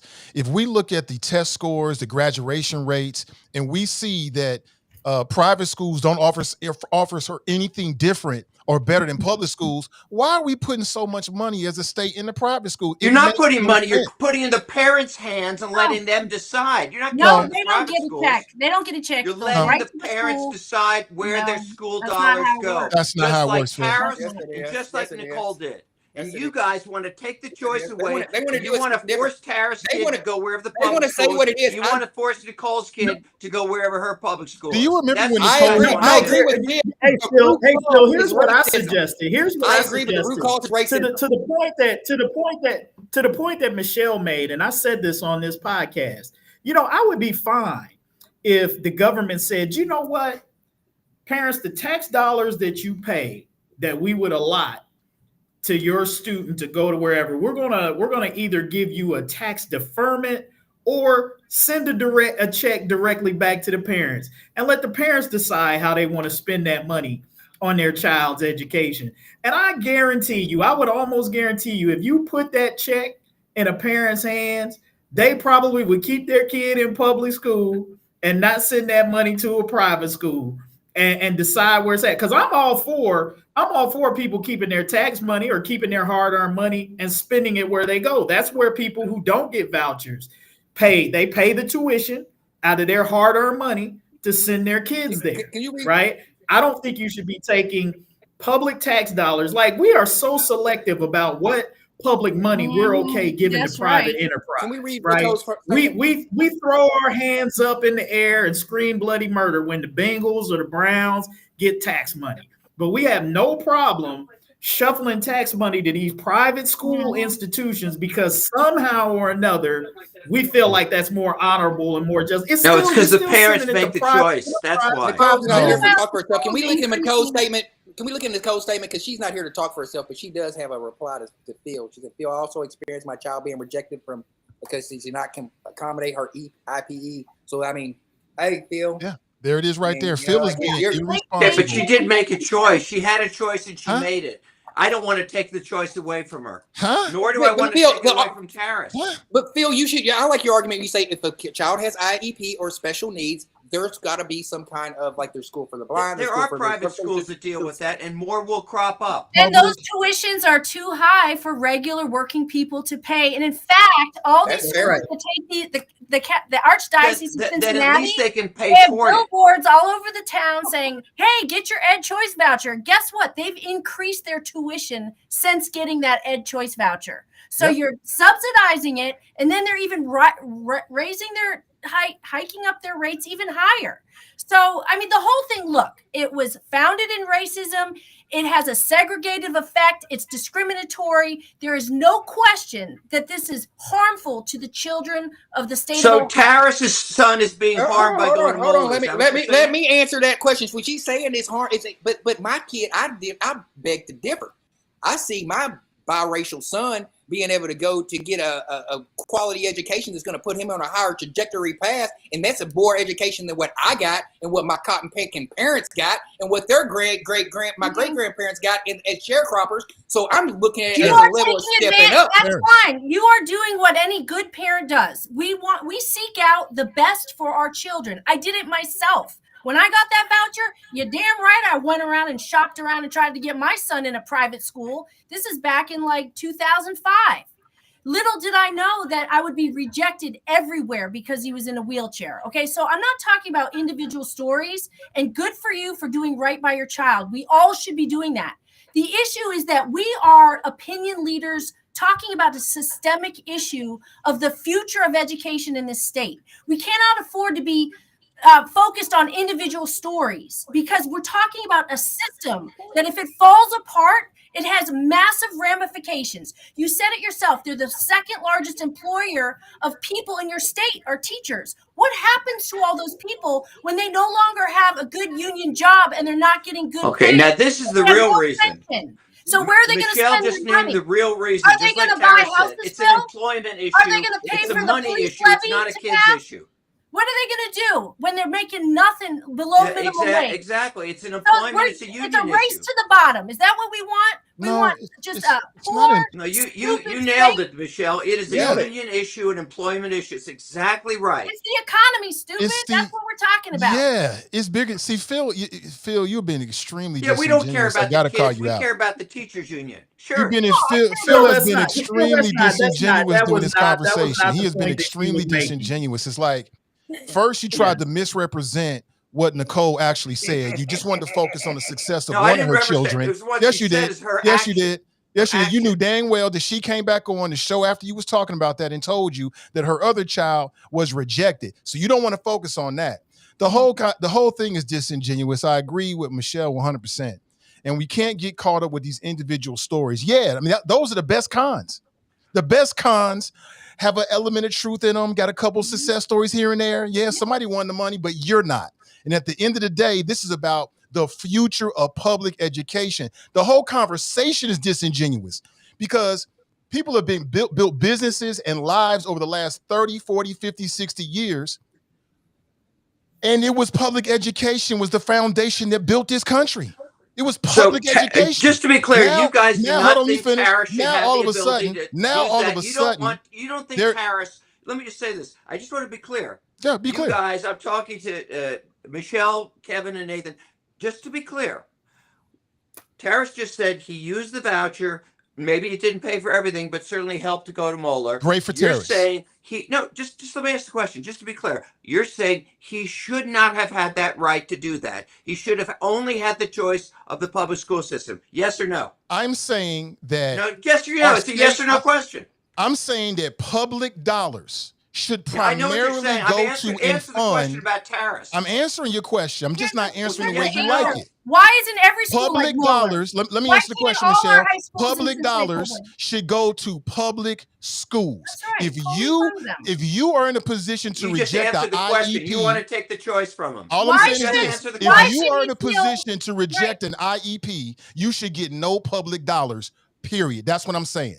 I'm saying the majority of children are in public schools in the state of Ohio, and that's where we should be. Why don't you funding. answer the That's question what we about should be Tarris? focusing Yes on. or no? Should he be denied the voucher for his kid to go to Moeller? Who has Yes or ever no? asked that he should be denied? Yes, Thank yes, you. I'll He answered answer. it. I'll Thank answer you. that Thank question you. for That's you. all. Yes, Thank yes, you. Phil.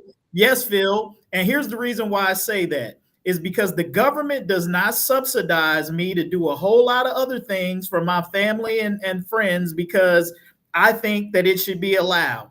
If you are a private entity and a private institution, public dollars should not go to that. And if you can't afford to send your kid there, And go. well, then I And- guess you and just let me can't add to afford. that. I guess you just If can't we afford to do fully that. funded our public schools, maybe. Oh, come on. I've been Listen, hearing but fully funded listen, for years. Troy would For not years. feel compelled to remove his child from the neighborhood public school if we finally. Oh, if they fully, gave more money to the fairly public school had monopoly, funded they it. would bid I, for I'm it. here. I'm here to Public speak for school myself. monopoly. I'm here to speak for myself. But we as a parent with root causes, we need to have a clear trajectory path for our children from first, second, third grade. It wasn't my choice for my kid to go to Moeller. He chose this path. He came to us because we gave him the path of, do you want to go to this school or do you want to go to this school? And after he at first, second, third grade, he saw a path and he decided to go there. So if we want to get to root causes, we need to give kids the choice at a younger age. But that goes into more of a social economic conversation. But that's where we need to start educating at an earlier age. Let's start reading the kids, promoting reading to kids in the parents' belly. How about this? How about this, Phil? How about if private schools made tuition more affordable? They do. So that kids. You do. They are. So that The Catholic kids schools could are darn potentially right attend bargains. those The schools. Catholic- Could attend those. Why if they're not feeling so benevolent Don't they waive the tuition fee for kids who can't afford it? If private first of all, schools are these they give these a lot great of- bastions of education? It'll You know go against why? white supremacy. Because it's a business, business. Phil. It's Yeah. a business, Phil. The It's a Catholic schools private are a business. Yes, they Yeah. are.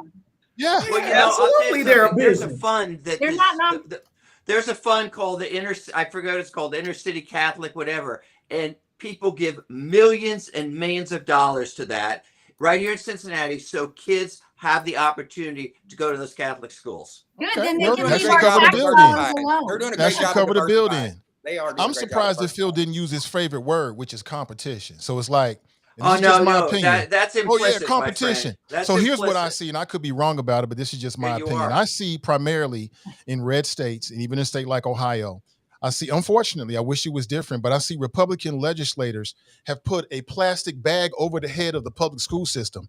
And then when they see the public school system gasping for air, they say, see, they're competing for life. Competition is good. It's ridiculous. Stop it. Stop it. We Take the don't plastic want- bag we off don't the head of want public to- schools. Let it breathe. Let it Yeah. grow.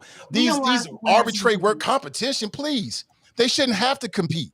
If we properly Yeah, they fund should our just have a schools, monopoly. The they teachers shouldn't have- unions just give them all monopoly, the what? money and don't hold them to any standard. Exactly. Yeah, that's right. No standards. Who No, does- who's not held to a here's standard? the- Private parochials. Private They don't schools. have to follow any Yeah, of the I'll tell you standards the public standard. The schools do. standard is So the you don't have to parents go make there the with us choice. on That's that the one for standard. sure.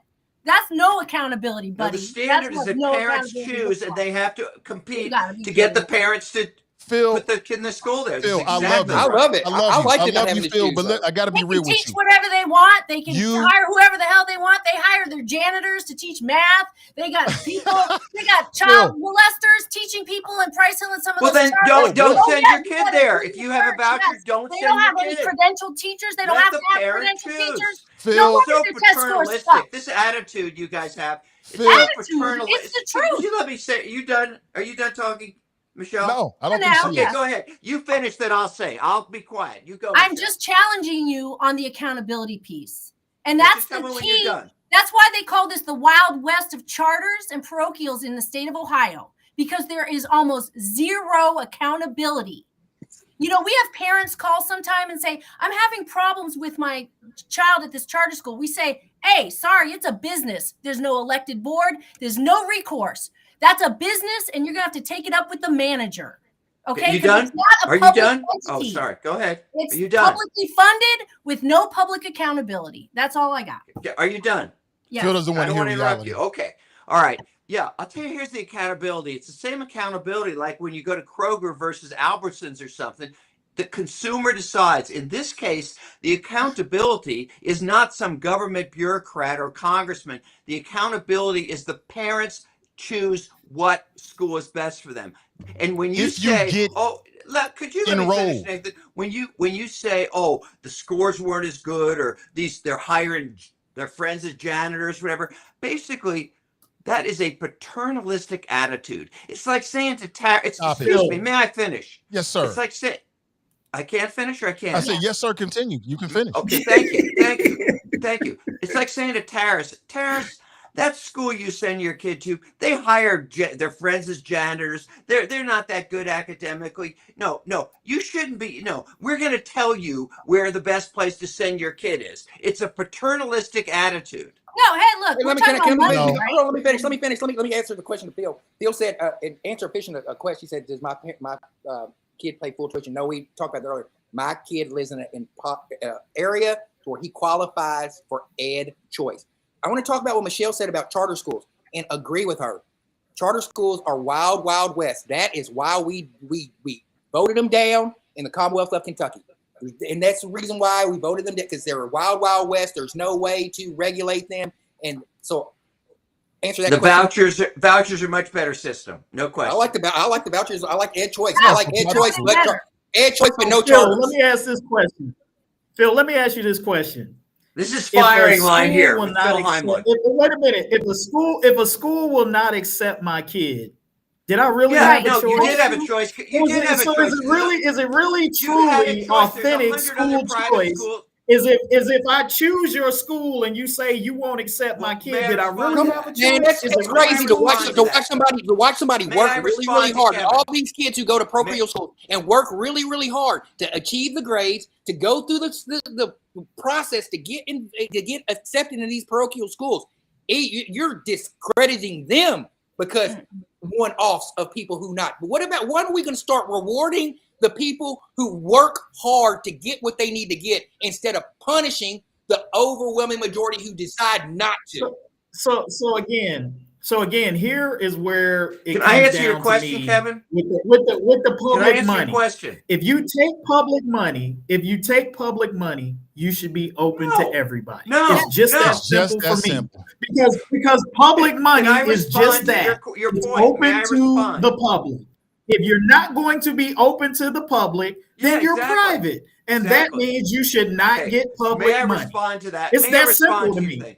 Let's say you take your kid to wherever, Seven Hills or something, and you don't have 17 or 18,000 a year, whatever it is for that, and so quote they reject you. Well, guess what? That's not your only choice. There are hundreds of private schools. Go to one of these Catholic schools that charge $4,000 or $5,000 and use the voucher. So you do have a choice. Did you go to public school, Phil? Not the choice I want. Did you go to public school, Phil? Not the choice I want. 6 years. If I can't have, is it fair? Wait a minute. You just went on this whole spiel about would it be fair to Tarris's kid? Is it fair for me? Is it fair for me as a taxpayer to not be able to choose the place where I want to? No, you should be able to. They wouldn't take my son anywhere. That's why they call it school choice. No, but my son didn't get to go anywhere. He was back at the failing public school at Roosevelt. So it was a failing public school. Why is it? Well, don't get me started on this. Let me guess, because it didn't have enough money. If they had more money, it wouldn't be failing. Don't even go there with me. We don't have enough time in the day. Yeah, I mean, school buildings cost money, Phil. You ever worked in one? I have. Yeah, I mean, if you want highly qualified people, but Phil, if you want highly qualified people to work in any field, it takes money, including school buildings. So if you want highly qualified educators, her son had to go to a failing public school. Can I finish though? But I want to refute what you said though, Phil, because what you said just doesn't make any sense. Yes. This whole idea, I hear Republicans say throw money at it. You throw money at everything else. We throwing money at charter schools. We throwing money at private schools. We throwing money at stadium projects. We throwing money at SpaceX. Yeah, I just want to get back to what Michelle said. I am, but I'm making a larger point that we're so selective. Republicans are so.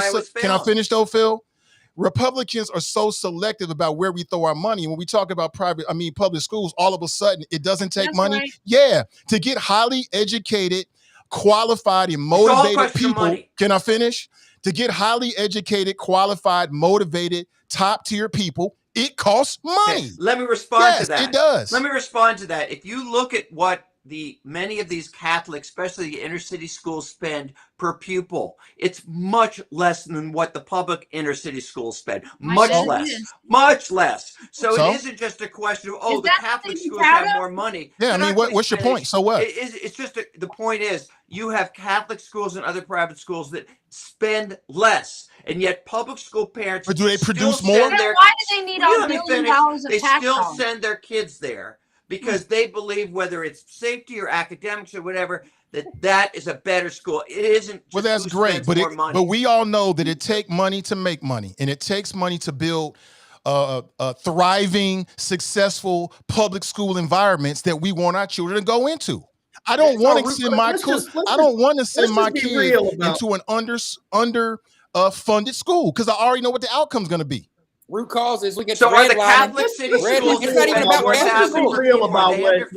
Hold on, I'm sorry. What'd you say, buddy? Let's just be real about. Let's just be real about what Phil is saying and and really what's behind this. Look, the reality is regardless of what's spent in Catholic or private or public schools, what we're really talking about is you got to take a look at if a school is quote unquote failing. Why is it failing? I'd like to ask Michelle. First of all, let me finish, Bill. Let me finish my point. If I take the quote unquote best of the best, right? Kids who are not dealing with learning challenges, who aren't coming from incredibly impoverished situations that create a whole bunch of other scenarios that create very difficult situations for them to learn who don't have access to early childhood education or care. If I eliminate those students and I just pull the cream of the crop and I put them out in one school, of course that's going to be a much better environment. Anybody could see that and agree to that. But what the public schools aren't able to do, because they aren't able to cherry pick and be selective about who they put in, they have to take all kids. So now you have to figure out, how do I build programs and learning around these kids that have these tremendous challenges that are being brought in? And yes, that costs more money to deal with the kid who has those significant challenges that a kid in the suburbs or black or white who is not growing up in those situations and who's going to come into school ready to learn. Yeah, that's a much easier lift. That's a much easier pull. They should have higher test scores. They should have less problems in their school because they're not dealing with those kids. So what private education is designed to do is, what they're basically proposing is exactly that. Let's just cherry pick the kids that we want, the best of the best, black, white, or whatever, and we don't give a damn what happens to all of the rest of these inner city. So you're saying that let them languish in failing schools. Let them languish in failing schools. So once again, we can criticize how bad the public school system is, and that's really what it's all about. Hold on, let's get the root causes one more time. Redlining, because you can go to let's say in Ohio, you go to Mason. If my son would have said, Dad, I want to go to Mason, Ohio, because I like the program that they have for STEM. I'm just paraphrasing. And he started at a young age and he wanted to do this. He was like, I would support him going to Mason. So ed choice is not about parochial schools and him going to Catholic schools or any of that kind of stuff. It's about a parent and a child having the best choice for their education and that money following him wherever he goes, whether it be to another public school. If he wanted to go to Taft because his cousin went to Taft and he wanted that money to go follow him there, it should follow him wherever he wants to go, not just the parochial schools. I just want to make that a point. All right, let me just talk about I agree. The report card. The state report card, the edifice of it is literally designed around DEI, which I find hilarious that these Republicans are so against DEI, because the way the state report card is set up is that you get certain scores as a school district if you have certain numbers of children who are English as a second language, children with multiple handicaps, children with autism, right? So these are called subcategories. So basically the game is rigged. The more disabled children you have, the more children who are refugees, English as a second language, the worse you do on the state report card, just on the face of it. So nobody in the education world respects the Ohio state report card. All it does is measure is income and access. That's what that measures. What does that do with what we're talking about? You said I'm saying the parents make the decision on whatever basis they want. I don't care what the report card propaganda from the state to move people away from to make the case, just like Nathan talked about. Let's siphon. Let's take everything from the public schools and look, they're failing. They suck because we took all their money. That's right. We have 3 different systems of public school funding in this state. We have charters, we have parochials and the ed choice voucher, and we have public schools. This is not sustainable. It's not fiscally conservative or sustainable. It's sustainable if it's your kid. It's sustainable. So what do you want, Phil? You want every child to go to a private school? What about I want every parent to have Where are they going to go? Like Tarris said it very well. Yeah, I want think my child. You should be able to use that voucher in Mason High School. But I can't. Any school or public school. So is Mason High School going to spend bus money to transport my disabled That's kid? That's on the parent. That should be on the parent of making sure that your child. In Ohio, it's on the public school. In Ohio, it's on the public schools. Let me finish. If you decide to take your child out of the area to where he or she's supposed to go to school and move him to another school, it's the parent's responsibility. Not in Ohio. It should be. It should be. If you live in just like it should be the parents' responsibility to pay that private tuition, Tarris. Just like it should be the parents' responsibility to pay that private tuition. Get you a second job, a third job, do whatever you got to do to pay that tuition. If someone lives on Kellogg Avenue, and they decide that they want to use their ed choice money to go to a school like Aiken, the school system Public has to schools make gotta sure that pay they for it get in there Ohio. to get Public school gotta make pay sure for it the in Ohio. child's got to get there. I don't believe that. I don't Public believe schools that. got to pay for I it in do Ohio. not believe that. If a kid Yeah, lives there's on a lot the of west side of parents who town, don't have cars. So you are now I don't believe that. resegregating. Y'all Right? are that's what y'all are doing. This is the Democratic way. This is where I can't get on with the Democratic Party. Whenever there's something that is clearly to These aren't help you Democrats out. doing it.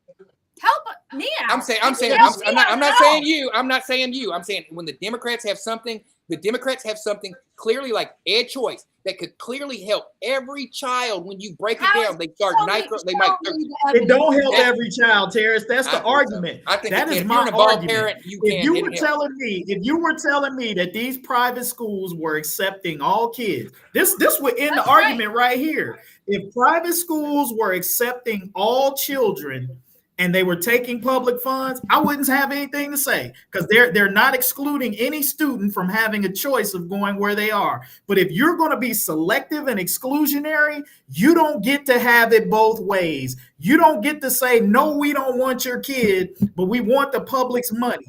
You don't get to say those two things, because the public school system doesn't get to say it. So private schools should not be the exemption, because they want to keep their little elite bunch together, and they don't want to have to deal with the problem kids that are going to drag their test scores down and all of these other things. Their parents don't have a choice. That's why I say school choice is a bunch of crap. Even the label is a lie. What about the kid who does the right thing? You're wrong about that. Hold on one second, Chaz. Let me just get in for it. It's not crap. It's a part of the plan. Again, this is what Phil is advocating. This is public schools.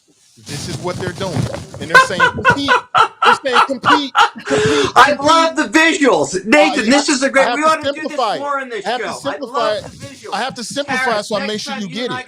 That is what is happening, in my opinion, to the public schools in the state of Ohio. And then people like Phil are saying, compete. Keep breathing for air. See the competition. It is utterly ridiculous. It is not. It is a plan to defund the public schools, to dummy down the American population. Period. Point blank. Let me articulate what I was saying about the Democratic Party when it comes to school choice and ed choice. I believe that school choice is a Republican initiative that they want to. It's Republican, and I agree with that. I agree that every child and parent should be able to dictate what kind of, if you can pay for it. I think every child should have the same amount of money that is allocated to them, no matter if they have. I think if you have a learning disability or something like that, you should get even more money. You should get more, but every child should have that, and then every child should have the opportunity with their parents to create whichever trajectory path was going to. Well, you know what? It should not be something like, well, if you live in a certain area, you have to go to a certain school. If we're going to use that logic when it comes to education, well, darn it, I believe that every family should be able to afford a $300,000 home in any neighborhood they want to, and taxpayers should pay for it, because that's it's choice, right?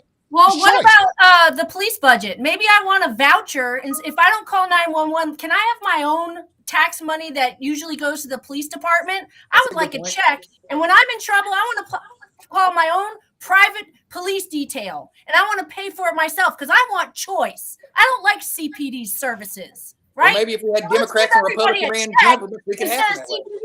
Michelle, you're giving a whole lot of Republican candidates a great platform for privatized police and security. Trust me, that's next on the Republican agenda.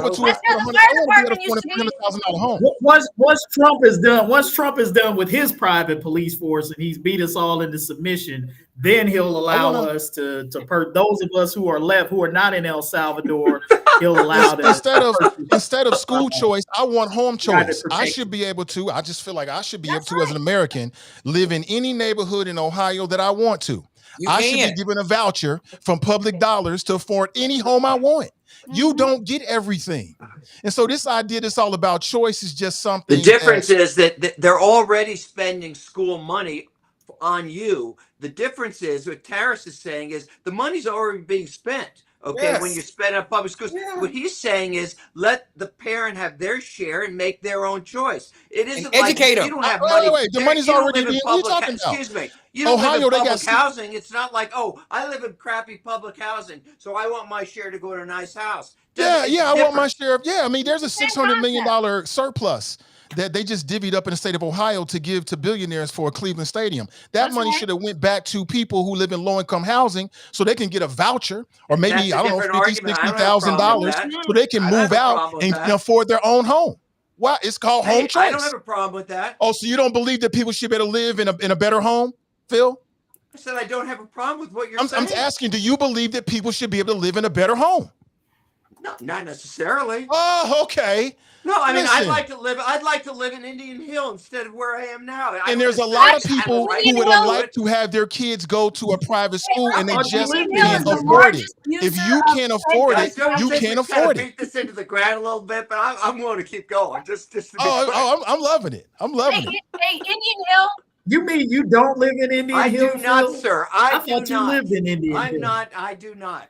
Well, I'm Indian not- Hill folks are Despite using your that efforts entrance voucher to more than Pick me as anybody part else of the in the privileged state. elite. Hold on, what you Hold say, on. Michelle? What you She say? just said Hold on, I Phil. am a Hold on, man Phil. of the people. Hold on, Phil. Hold on, Phil. Michelle I just said- said something interesting. We're talking about Indian Hill, the wealthiest community, right? Probably in the state of Ohio.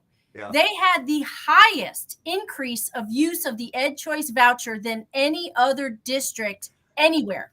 And what Fine, that you means, put an That's the income way it limit on always it. I goes. can You live got with that. I'm wealthy okay with people that.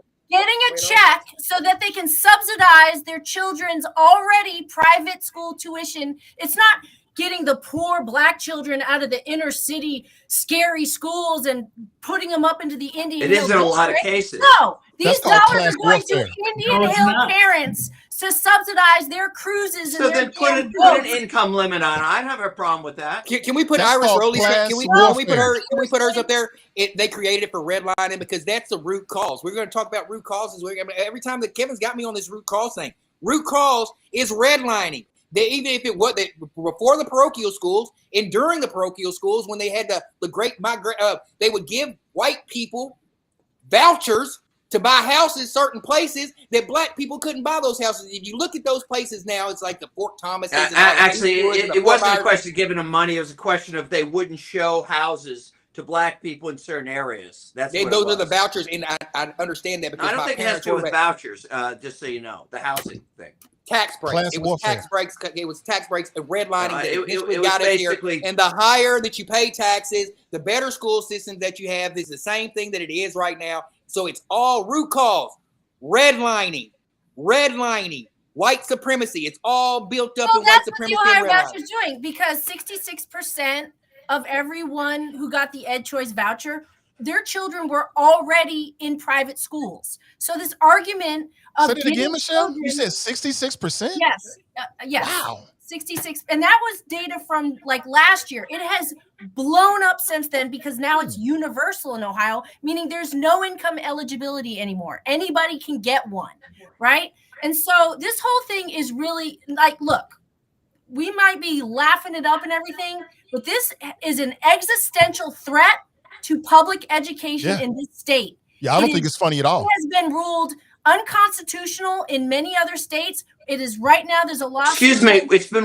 vouchers have been where? Yes, North Carolina and I think Wisconsin just ruled it. Now, Well, the yes, U.S. Supreme Court ruled on the Cleveland voucher program and said Well- the issue there was they were sending them as they do now, and I think should have the right to religious schools like Moeller. And the U.S. Supreme Court said no, that is not a constitutional violation. 66%. That is huge. So it's not Right. the majority of people being served are not even underprivileged these or are children who are Interesting. already in private schools. So we are Interesting. taking precious dollars that are already not enough for our most neediest children, right? The children who are coming here not speaking English, the children with multiple handicaps who need ambulances to take them to school, okay? Children, we have whole schools with entire autism units now. This is expensive. We need providers. We don't even have enough for after school programs. We've had to cut millions from our Cincinnati Public Schools budget because of state cuts. And that doesn't even include Trump's title cuts that are coming down the road. Okay, so this whole thing about let's subsidize wealthy people in rich neighborhoods so their kids can go to private school, honestly, is disgusting. And everybody should be incensed. This is not the way America was built, right? We were built on, well, eventually we said Kinda. we want It was public built up to education black people. for every child, right? Like, look, Brown v. Board, 1954. But guess what happened 6 years later? ESSA, Elementary, Secondary, and School Act, because that said, oh, wait a minute, just because we desegregated doesn't mean there's any equality. It's still totally unequal in the poorest of the places. So that said, ESSA said we need to infuse federal dollars into the poorest school districts.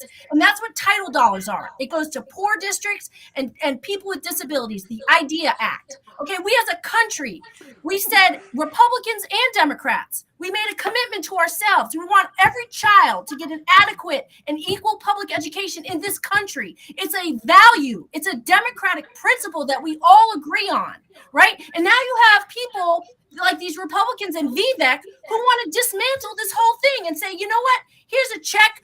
Go do what you can with it. This is, look at New Orleans, what happened after Katrina. They used Katrina as an experiment to say, we're going to fire every teacher, dismantle all the Board of Education, and just fire everybody and start fresh with a voucher system. Guess what? 20 years later, they're back to having public schools. Unions are back. Publicly elected boards of ed are back. And why? Because there was so many civil rights violations and so much terrible things happening to those children, and they weren't getting a good education. That experiment has failed. Look at New Orleans, okay? We know this is a failing experiment. We believe in public education. Most voters get it. That's why every time a voucher is on the ballot in any state in this country, it fails. And that's why you guys are working so hard to not let it get on the ballot in Ohio, because you know that if the voucher gets on the ballot in this state, it will go down in flames. That's right. Same way it did in Kentucky. But I want to address go back to root causes. And someone said something about the white supremacy. I said something about white supremacy and me. I don't care about any of that kind of stuff when it comes to my family and my kids. I'm putting my kids in the best situation. I don't care. When it comes to my children, I'm gonna put my children in the best situation. Amen. To succeed. So when we're talking about the 66 and we're talking about all that kind of stuff, I do have empathy for that position. But my kids aren't in that position. My kids are in positions where they're well-bodied, well-minded, can make their own decision, and I'm gonna support them in every situation. If that means, and I do agree that the best situation for most kids with parents who are in the situation like myself, I can't speak for anybody else's family, but I can speak for the people who have kids who do the right thing. And they deserve to have the conversation. Here's my only challenge. Here's my only challenge to what Tarris is saying. And I'm not faulting you, brother, for doing what's best for your kids and what's best for your family. I think anybody would do that. But I think as you are doing that, I also think it's important for us to recognize and say that others can't be left behind. There's too much of this attitude or mentality like, I got mine, you got to get yours, when a system is intentionally set up to exclude a certain number of kids. So just like you want your kid to have that opportunity, if you're going to take public dollars and do that, then every child should have the same opportunity that your child did. It's not good enough. This is what Republicans excel at. They'll take that, but Phil loves to tell the individual stories. The Republicans love to tell the individual stories. They do it all the time. Well, Kevin, you made it. Why ain't the rest of the black people out there making it? You did this and you did that and blah, blah, blah. Why can't they do it? Well, that conveniently leaves out the systemic barriers that let some of us slip through, but hold back way more of us from getting through the gates. And it's not enough to say that my kid got his, your kid needed, too bad yours didn't get yours. I'm not saying don't take advantage, but as you take advantage, make sure that you arguing the case to bring other people along, because Phil and his buddies are content my buddies to tell the one, to tell the one story while keeping a whole bunch Isn't of every people kid entitled to a voucher? Because there Is every family entitled to a $300 home? We just spent the last 45 minutes talking about the exclusive nature of this whole thing, and we know that's what it is. And I've said this many times. What about them that spend $4,000 or $5,000 per kid? Are they exclusive? Are Catholic inner city schools taking children from Guatemala that don't speak English when they get here as refugees? Are they? I would expect I don't they think would. so. I would bet they would. But Really? Yeah.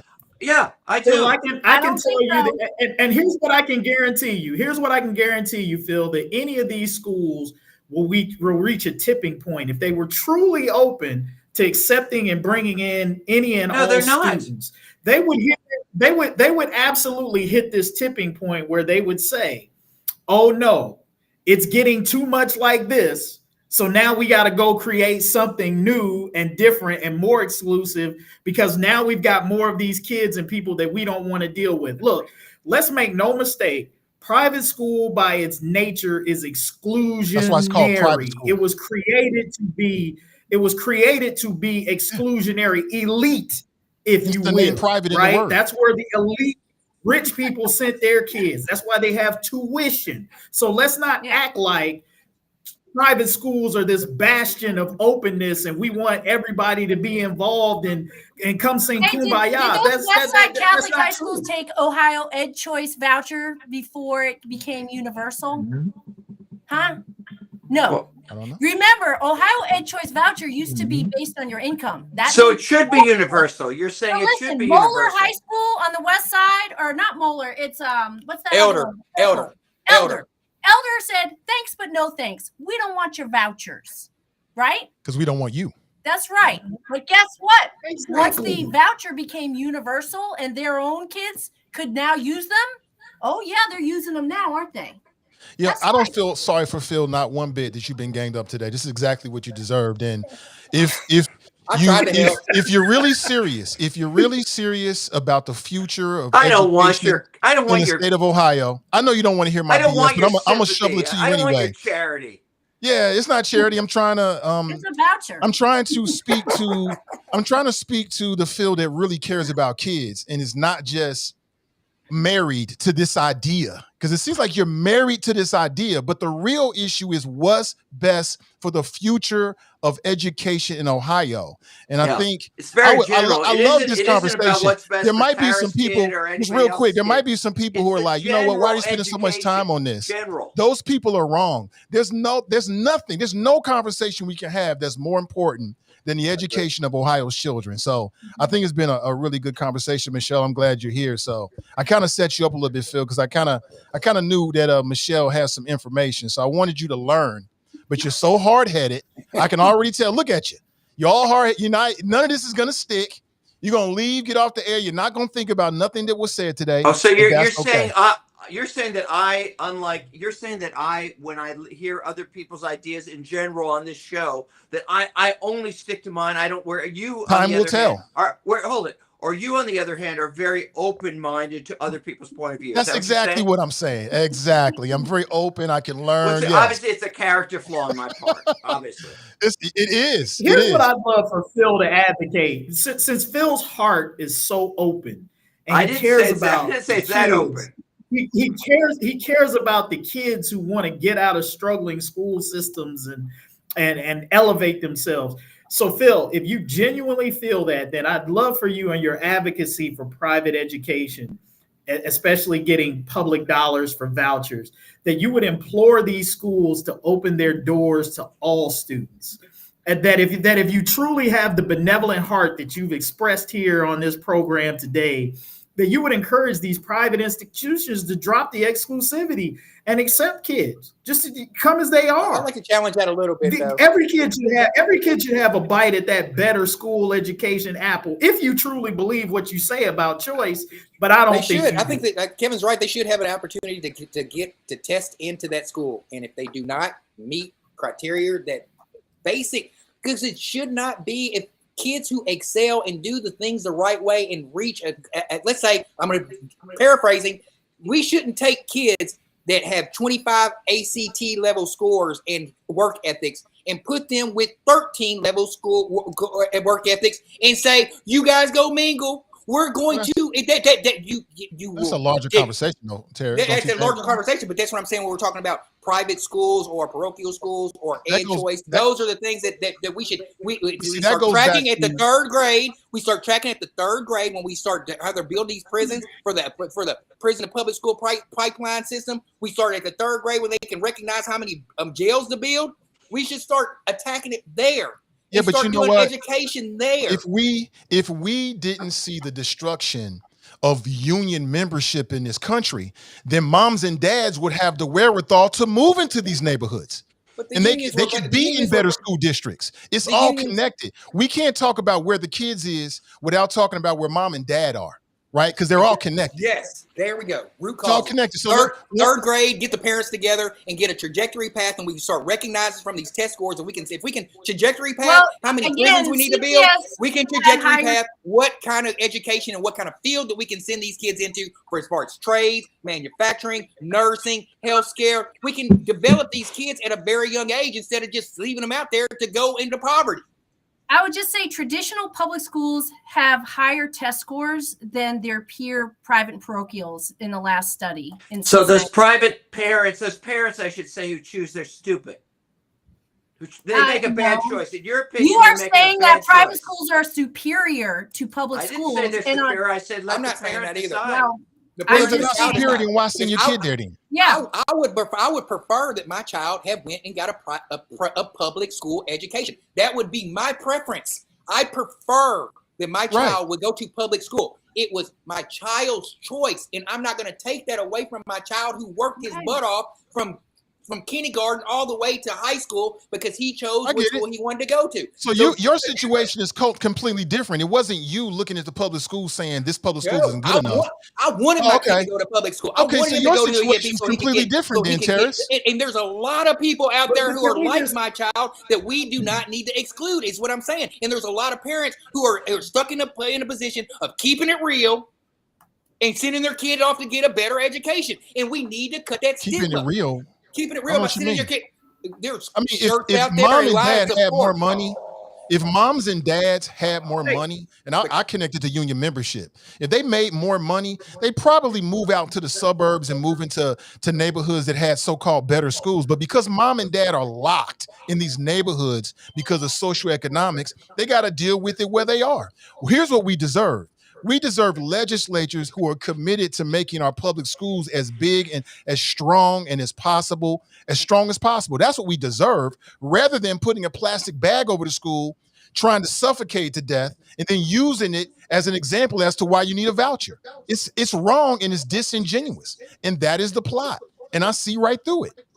But let me move on. One last, hopefully, maybe it'll be quick conversation. But I read this week and I was alarmed. I read that 1.2 immigrants have disappeared from the U.S. labor force under the Trump administration. This is preliminary data. Somebody could argue that, with the current administration, you may not be able to trust all the information. But just for the sake of conversation, let's say this is true. There are some people who are applauding this because they're saying this means that Americans are going to get these jobs. But what is your opinion? Is this good for America's economy? Is this good for us, or is it not? All those people paying into Social Security that don't collect now disappearing, maybe that goes more to Phil's argument that, Social Security might be more in trouble because let's be honest, all these people who are paying payroll taxes and Social Security taxes, working in our agricultural industry, but yet do not enjoy the fruits of their labor, so to speak. They do not receive a Social Security check upon their retirement. All of those resources will disappear. Never mind the other impacts, the economic impacts of these thousands upon thousands of workers leaving our communities and taking with them the contributions they make. Never mind the fact to the grocery stores and the food we eat on our tables. I mean, this is the scary thing about all this is we're getting all these headlines and we're hearing all this stuff, and it's really not going to hit until probably after the midterms, right? When really the impacts of these decisions being made now is going to be felt. The big, bad, terrible bill, the deportations of our farm workers and more. It's coming. And, you know, those women on my Facebook who are talking about saving cans and hoarding, you know, how to stock up, I'm following and I'm watching, because the, you know, what's probably going to be hitting the fan. Fear. Yeah, I mean, here's what I would say about that is one, you got to take a look at the jobs that these immigrants were doing. Again, if these are sort of agricultural related jobs where they're working out in the fields or in farms doing different things of that nature, I don't buy into this is going to mean more jobs for Americans, because the reality is we were bringing in immigrants to do that work because Americans weren't interested in doing it. And that's quite the reality of a lot of jobs and industries that immigrants or migrants who come to this country are working in. They're doing the work that Americans have decided either doesn't pay enough or is beneath their personal dignity or whatever it is to do those jobs. And so I think that this myth that these immigrants disappearing from the labor force is suddenly going to result in more American labor, I'm just not buying it.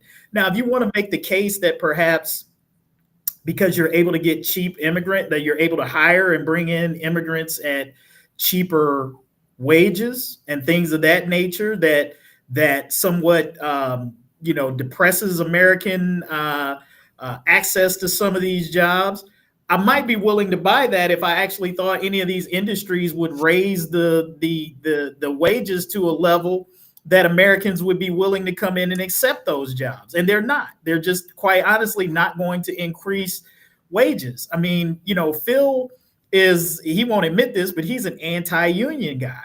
And most conservatives are anti-union people. And most businesses are glad to not have unions in their shops, because it means that they can pay whatever, they can treat employees whatever way without any kind of pushback.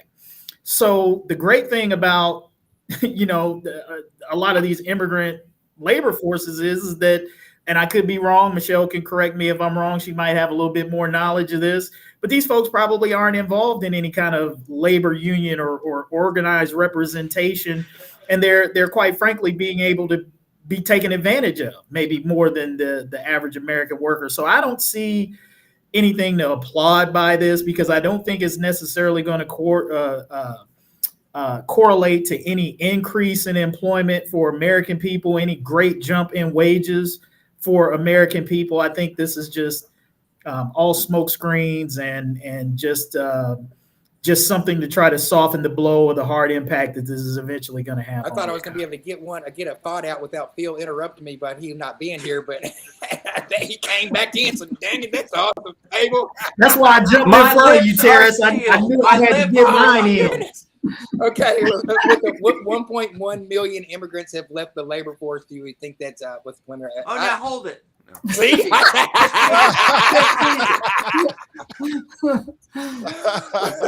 Okay, with the push of AI and how the government and how the federal government is pushing AI out there, and it's like a unregulated thing, kind of like the vaccines or the pharmaceutical industry.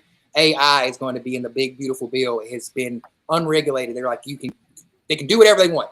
With AI push, there are going to be a lot of more automated cropping machines, a lot of automate more working machines. So those 1.2 memories that are leaving that workforce, along the time, it's going to decrease as they start bettering the technology for cropping, for picking berries. And there's still going to be some things that they're going to need manual labor for. But for the most part, AI is going to sweep across this country faster than what we can think. Robotic training. I've already seen some hemp distributors in Kentucky, my friends who do hemp, they've got some of these robots. They don't need no humans. They can do this remote control stuff right from their phones. So I get that I get what you're saying about those immigrant workers. And my Republicanism is going to come out with this. If the immigrants want to be here, just come legal. Just get legal and then join the workforce. Because it's inevitable. It's inevitable. The writing is on the wall, and the progress is already not the progress. The programs have already started, and they're increasing ICE even more. And they're going to go in Chicago and remove 500,000 more. You don't think this is no game? It's over. these immigrants, if they want to come back into America and enjoy our country, they need to come back here and do it the right way, because the way that it's going on right now, it's about to be they're about to eliminate even more. Who's going to buy all that hemp if we don't have Americans are going to buy it. Americans going to buy it. Americans going then we're going to export it, and then we're going to export it to other countries like we did before with hemp. Like America was built. We had industry right here and manufacturing right here. I hope that it gets done, and I hope it gets done the correct way. I'm not hoping. I know it's going to get done. I just hope that this gets done the right way, and it's not done and riddled in white supremacy like most things have been done throughout the building of this country. Well, history is the past is prologue, so we'll see. But Phil, what do you think? 1.2 million immigrants have disappeared from the U.S. labor force under Trump. Is this good or bad for the U.S. economy? I would say it's bad from a strictly economic standpoint. Obviously, when you take away 1 million people who are probably many doing jobs that most Americans don't want to do, obviously it's going to have a negative effect on the economy. And I think people in the business community have said that from the get-go. For me, there's just a lack of information, or should I say there's been so much disinformation that people don't even know. I hear people saying use the word illegal. That bothers me. How can you be illegal in the stolen land? You've got people who just had their status revoked when they were coming out of court. They get snatched up. They weren't so-called illegal. They were in the process, and then the rug was kicked out from underneath them. The chair was kicked out from underneath them, and they were just hauled away for a photo op or a Fox News television moment. And it's just terrible. So for me, no, it's just all bad. I mean, how is this good? And it's Michelle not good. says That's how we live. Undercut as well is that many of these individuals are paying into Social Security, although they may never even get Social Security. Like I saw these guys called the Good Liars. They go out and they ask a lot of MAGA people and Republican people questions. And they were telling people, like, did you know how much, undocumented people in this country pay in taxes? And people were like, they pay taxes? Yeah, they pay taxes. It's just the lack of education is just astounding. And it's going to scuttle this ship called the United States. It's going to be ignorance, lack of education, and misinformation. Yes, a lot of undocumented people, most of them who get a paycheck, they pay Social Security, they pay taxes, even though they can't even enjoy it. I wish that was more put out there in the media so people understood what was really going on. Well, it is out there, Nathan. But I think what people choose to, because it's not out there. It's not out there a lot, right? It's not. Right. What they choose to retain and what they listen to. And you got to remember there's a media ecosystem to where 50% of the country is only listening to a particular source of media that's only feeding them what they want to hear, and they're not getting the full picture. So these people are not getting that information, and they're not seeking it anyplace else. And they wouldn't believe it if they heard it in some cases, but go ahead. Yeah, absolutely. I mean, I think this goes down to the whole nuts and bolts of Trump's mass deportation, right? First of all, you talk about 1.2 million immigrants who were in the labor force. That means these are people who are working, who are trying to be conscientious residents of this country, who are paying taxes. These are not the bad hombres, for lack of a better word, that Donald Trump talked about needed to be rounded up and deported out of this country. These are people who are actually contributing to the American economy. And it's like, why do you want to force those people out? If anybody, you should try to find a pathway to citizenship in this country, or cutting them a break per se. I get many, I don't know what percentage of those people, are undocumented for whatever reason, whether that's expired visas, overstaying, whatever, or they just came across illegally and got work. I don't know. The point of the matter is these are folks who are not a threat to this country. I think most people are with it. I'm with it. If you're telling me that we got terrorists and other bad people, drug people who are part of drug cartels or whatever, who cross the border illegally and are in our country committing crimes, fine. Round those people up, get them out of here. But 1.2 million people who are contributing to the economy, who are paying taxes, who are doing work that we need get done that average Americans won't, leave those folks alone and help to find a way to make them legalized citizens of this country, and let well enough be alone. This notion that everybody has of just wanting to kick people out and then they can come back in the right way. Look, maybe that's a principled argument. If that's the argument that you want to take, I don't necessarily know that it's a productive or even a Well, realistic this is a historic argument. America, if you look at our immigration policy since, 1619, non-European immigrants have always been vilified and blamed.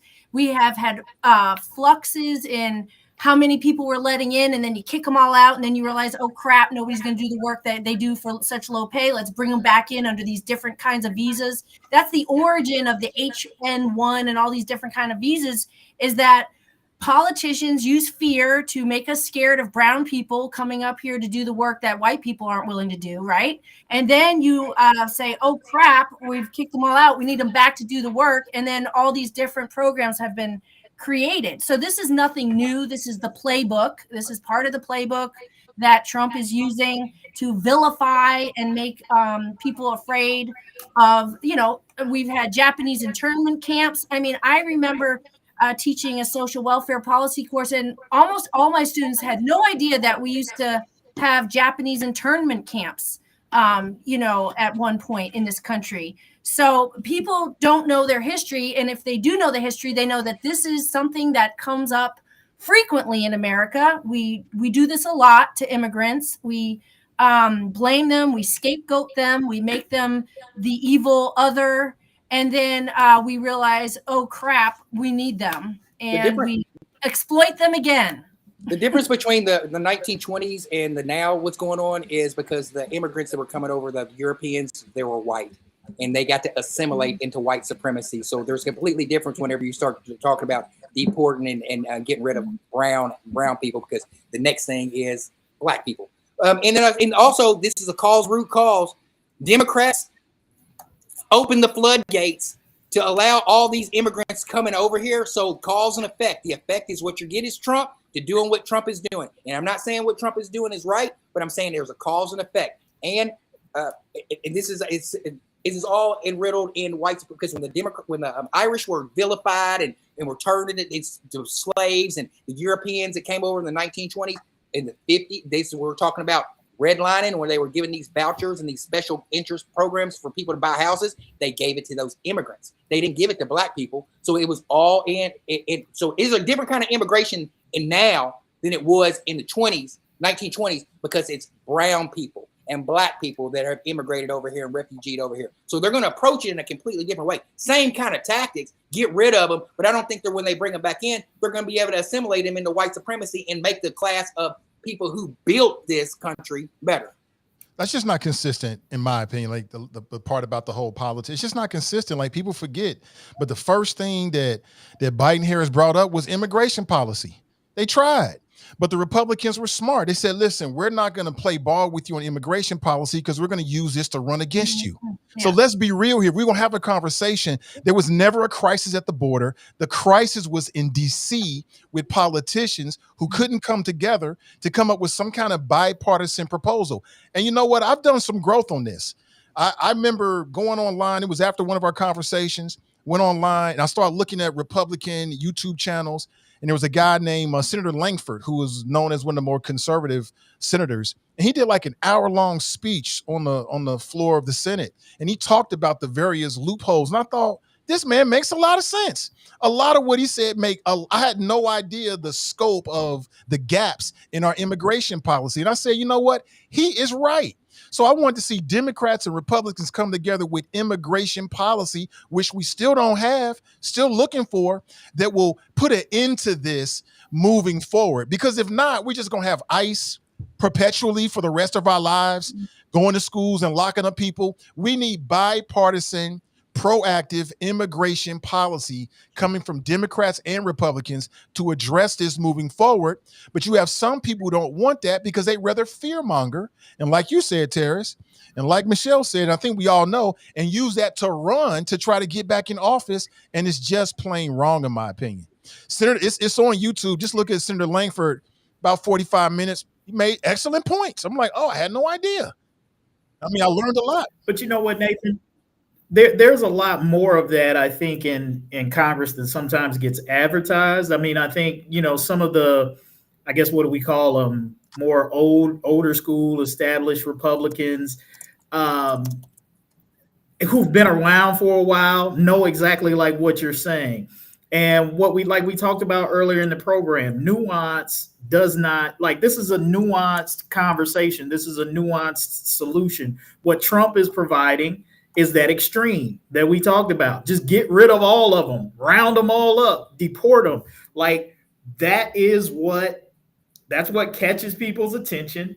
That's what sells. Build the wall, right? Even though you can talk about all of the reasons why that is a waste of money and won't be an effective solution to stopping it, it doesn't matter, because that is the extreme, unnuanced position that people seemingly can wrap their minds around. Yeah, let's build a wall, or yeah, let's just make ICE the biggest police force on the planet and round them all up. Like that misses the entirety of the nuance in developing a true immigration reform policy that you talk about.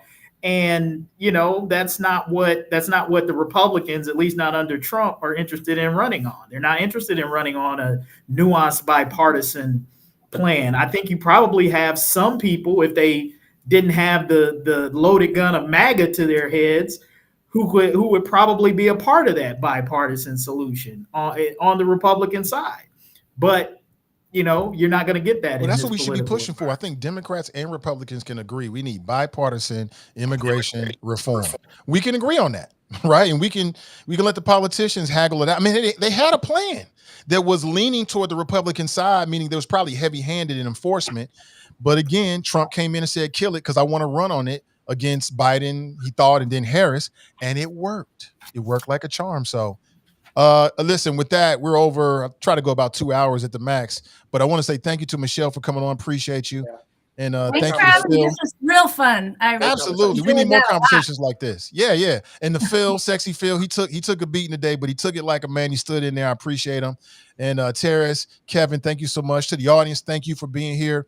I'll let you get back to the rest of your Tuesday. We're scheduled to come back on Friday at 1 p.m. Eastern Standard Time for more Hot Mic. Until then, take care of yourself, stay healthy, and we'll talk real soon. Great show, guys.